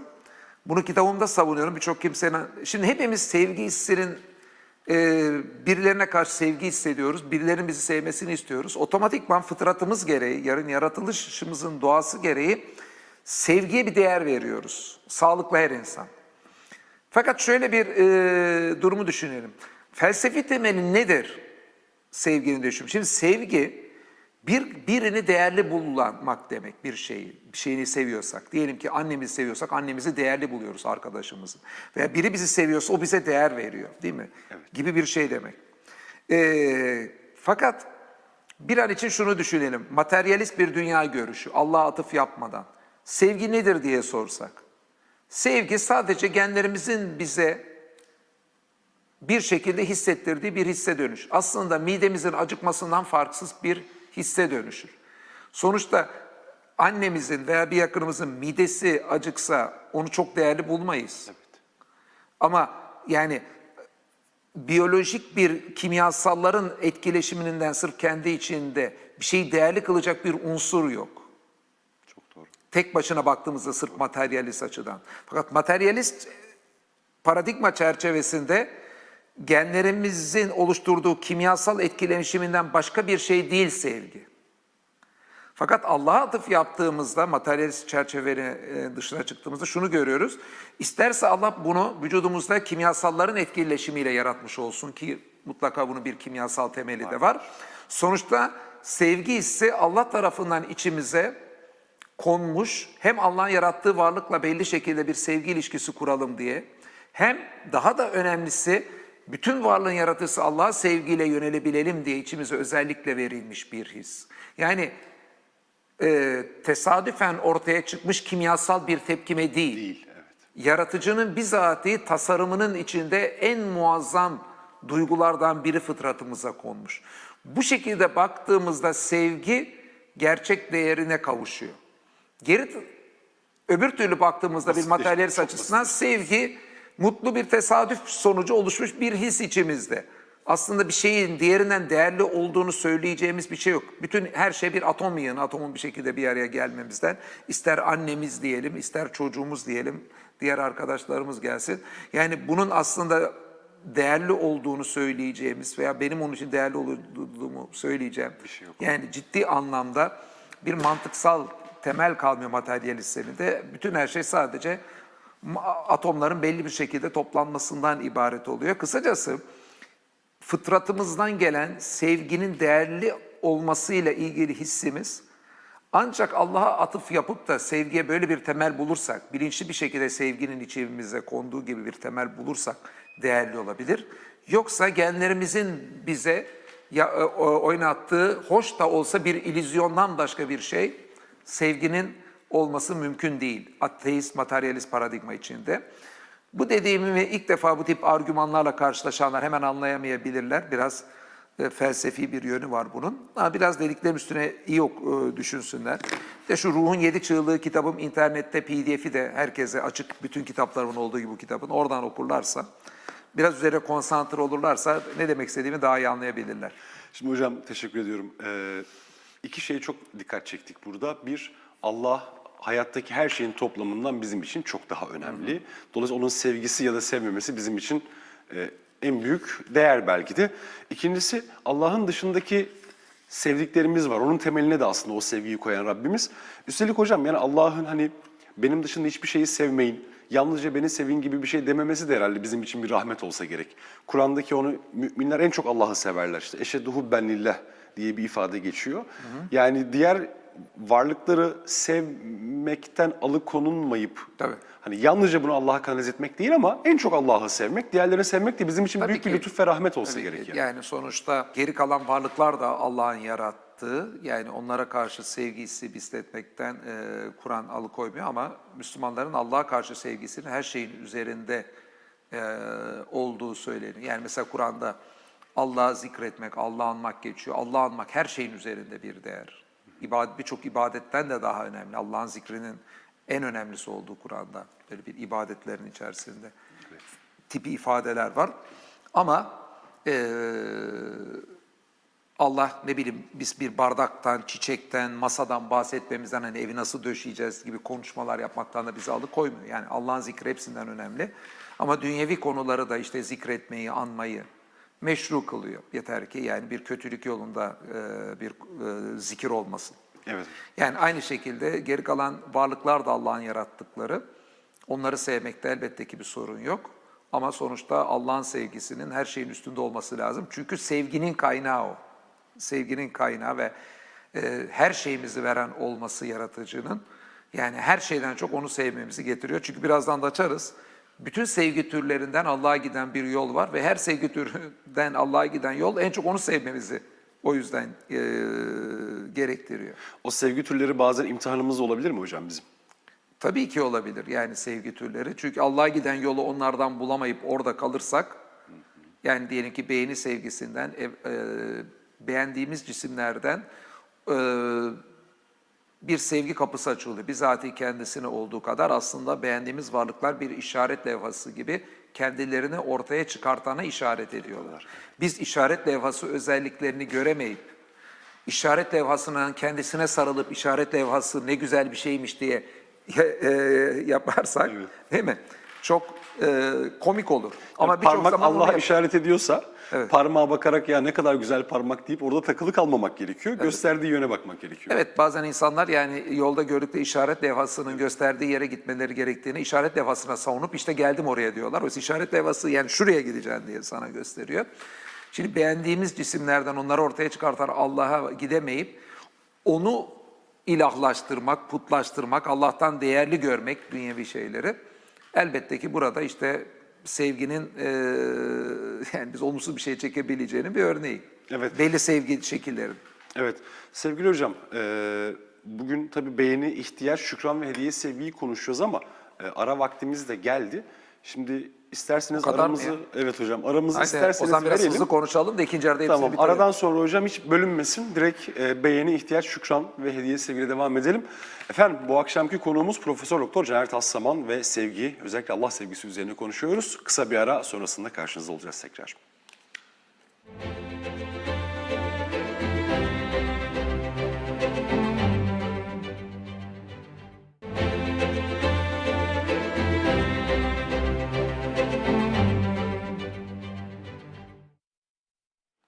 Efendim karşınızdayız tekrar. Profesör Doktor Caner Taslaman bizimle bu akşam ve kendisiyle Allah sevgisi üzerine konuşuyoruz. Sevgili hocam, isterseniz sevgi türlerini teker teker açalım. Evet, beğeni sevgisinden sevgisinden başlayalım dedik. Şimdi beğendiğimiz şeylerden o beğendiğimiz şeyin kendisine ve beğendiğimiz şeyi ortaya çıkartana karşı bir sevgi kapısı açılır. Değil mi? Evrene de baktığımızda gerçekten beğendiğimiz birçok şey var. Gördüğümüz bir sürü bitki çeşidiyle, çiçekleriyle, kuşlarıyla, karıncalarıyla, böcekleriyle muazzam bir evren var. Madem ki beğendiğimiz şeyleri bir sevgiye hissediyoruz ve onları ortaya çıkartana karşı bir sevgi eğilimi var. O zaman bu tip sevgini en çok duymamız gereken bütün evreni ortaya çıkartandır. Görmeyi, işitmeyi bize verdiği gibi aynı zamanda işte manolyaları da yaratan, sümbülleri de yaratan, ondan sonra ne bileyim karıncaları da yaratan, evrendeki bu kalemunları, yarasaları, radar sistemi olan diğer yunusları da, bütün bu varlıkları yaratan Allah'a karşı o beğeniden beğeni sevgisine giden mutlaka bir yol var. Şimdi bu içimizdeki beğeni hissini Kur'an zaten birçok ayette kırbaçlıyor. Yani şöyle diyeyim, daha doğrusu harekete geçiriyor. Nasıl? Sürekli çevremize, evrene Kur'an baktırıyor bizi. Yani Kur'an sadece bana bakın ve burada kalın diyen bir kitap değil. Beni derinlemesine okuyun, anlamımı tefekkür edin diyor bir yandan, tedebbür edin diyor. Fakat diğer taraftan evrenin üzerine tefekkür edin diyor. Şimdi evrenin üzerine, yaratılmışlar üzerine tefekkür, onlarla ilgili bir beğeni ise Allah'a karşı sevgiye götürecek bir yoldur. Bu yoldaysa her şeyin, bütün varlığın ve bütün evrendeki güzelliğin kökeni Allah olduğuna göre her şeyden çok Allah'a karşı bir sevgi duymaya bizi götürecektir. Evet Değil. hocam. Yani Evet. Bu aynı zamanda varlıkla kurduğumuz ilişkiyi de düzenleyecek. Sadece kendimize kalmayıp evren üzerinden de Allah'a ulaşmanın herhalde bir yolu olsa gerek. Peki hocam ihtiyaç sevgisine gelirsek? şimdi tabii ki ihtiyaç sevgisi ihtiyaçlarımızı gideren ve muhtaç olduğumuza karşıt da bir sevgi hissetme eğilimimiz var. Bunun en güzel örneklerinden birisi çok kimse çocukluğundan itibaren anne babası ihtiyaçlarını giderir ve ona karşıt bir sevgi içerisindedirler. Bu menfaatçi bir yönü olduğu söylenmiştir bazen bu sevginin. Doğru. Yani gerçekten bir menfaatle ilgili ihtiyaç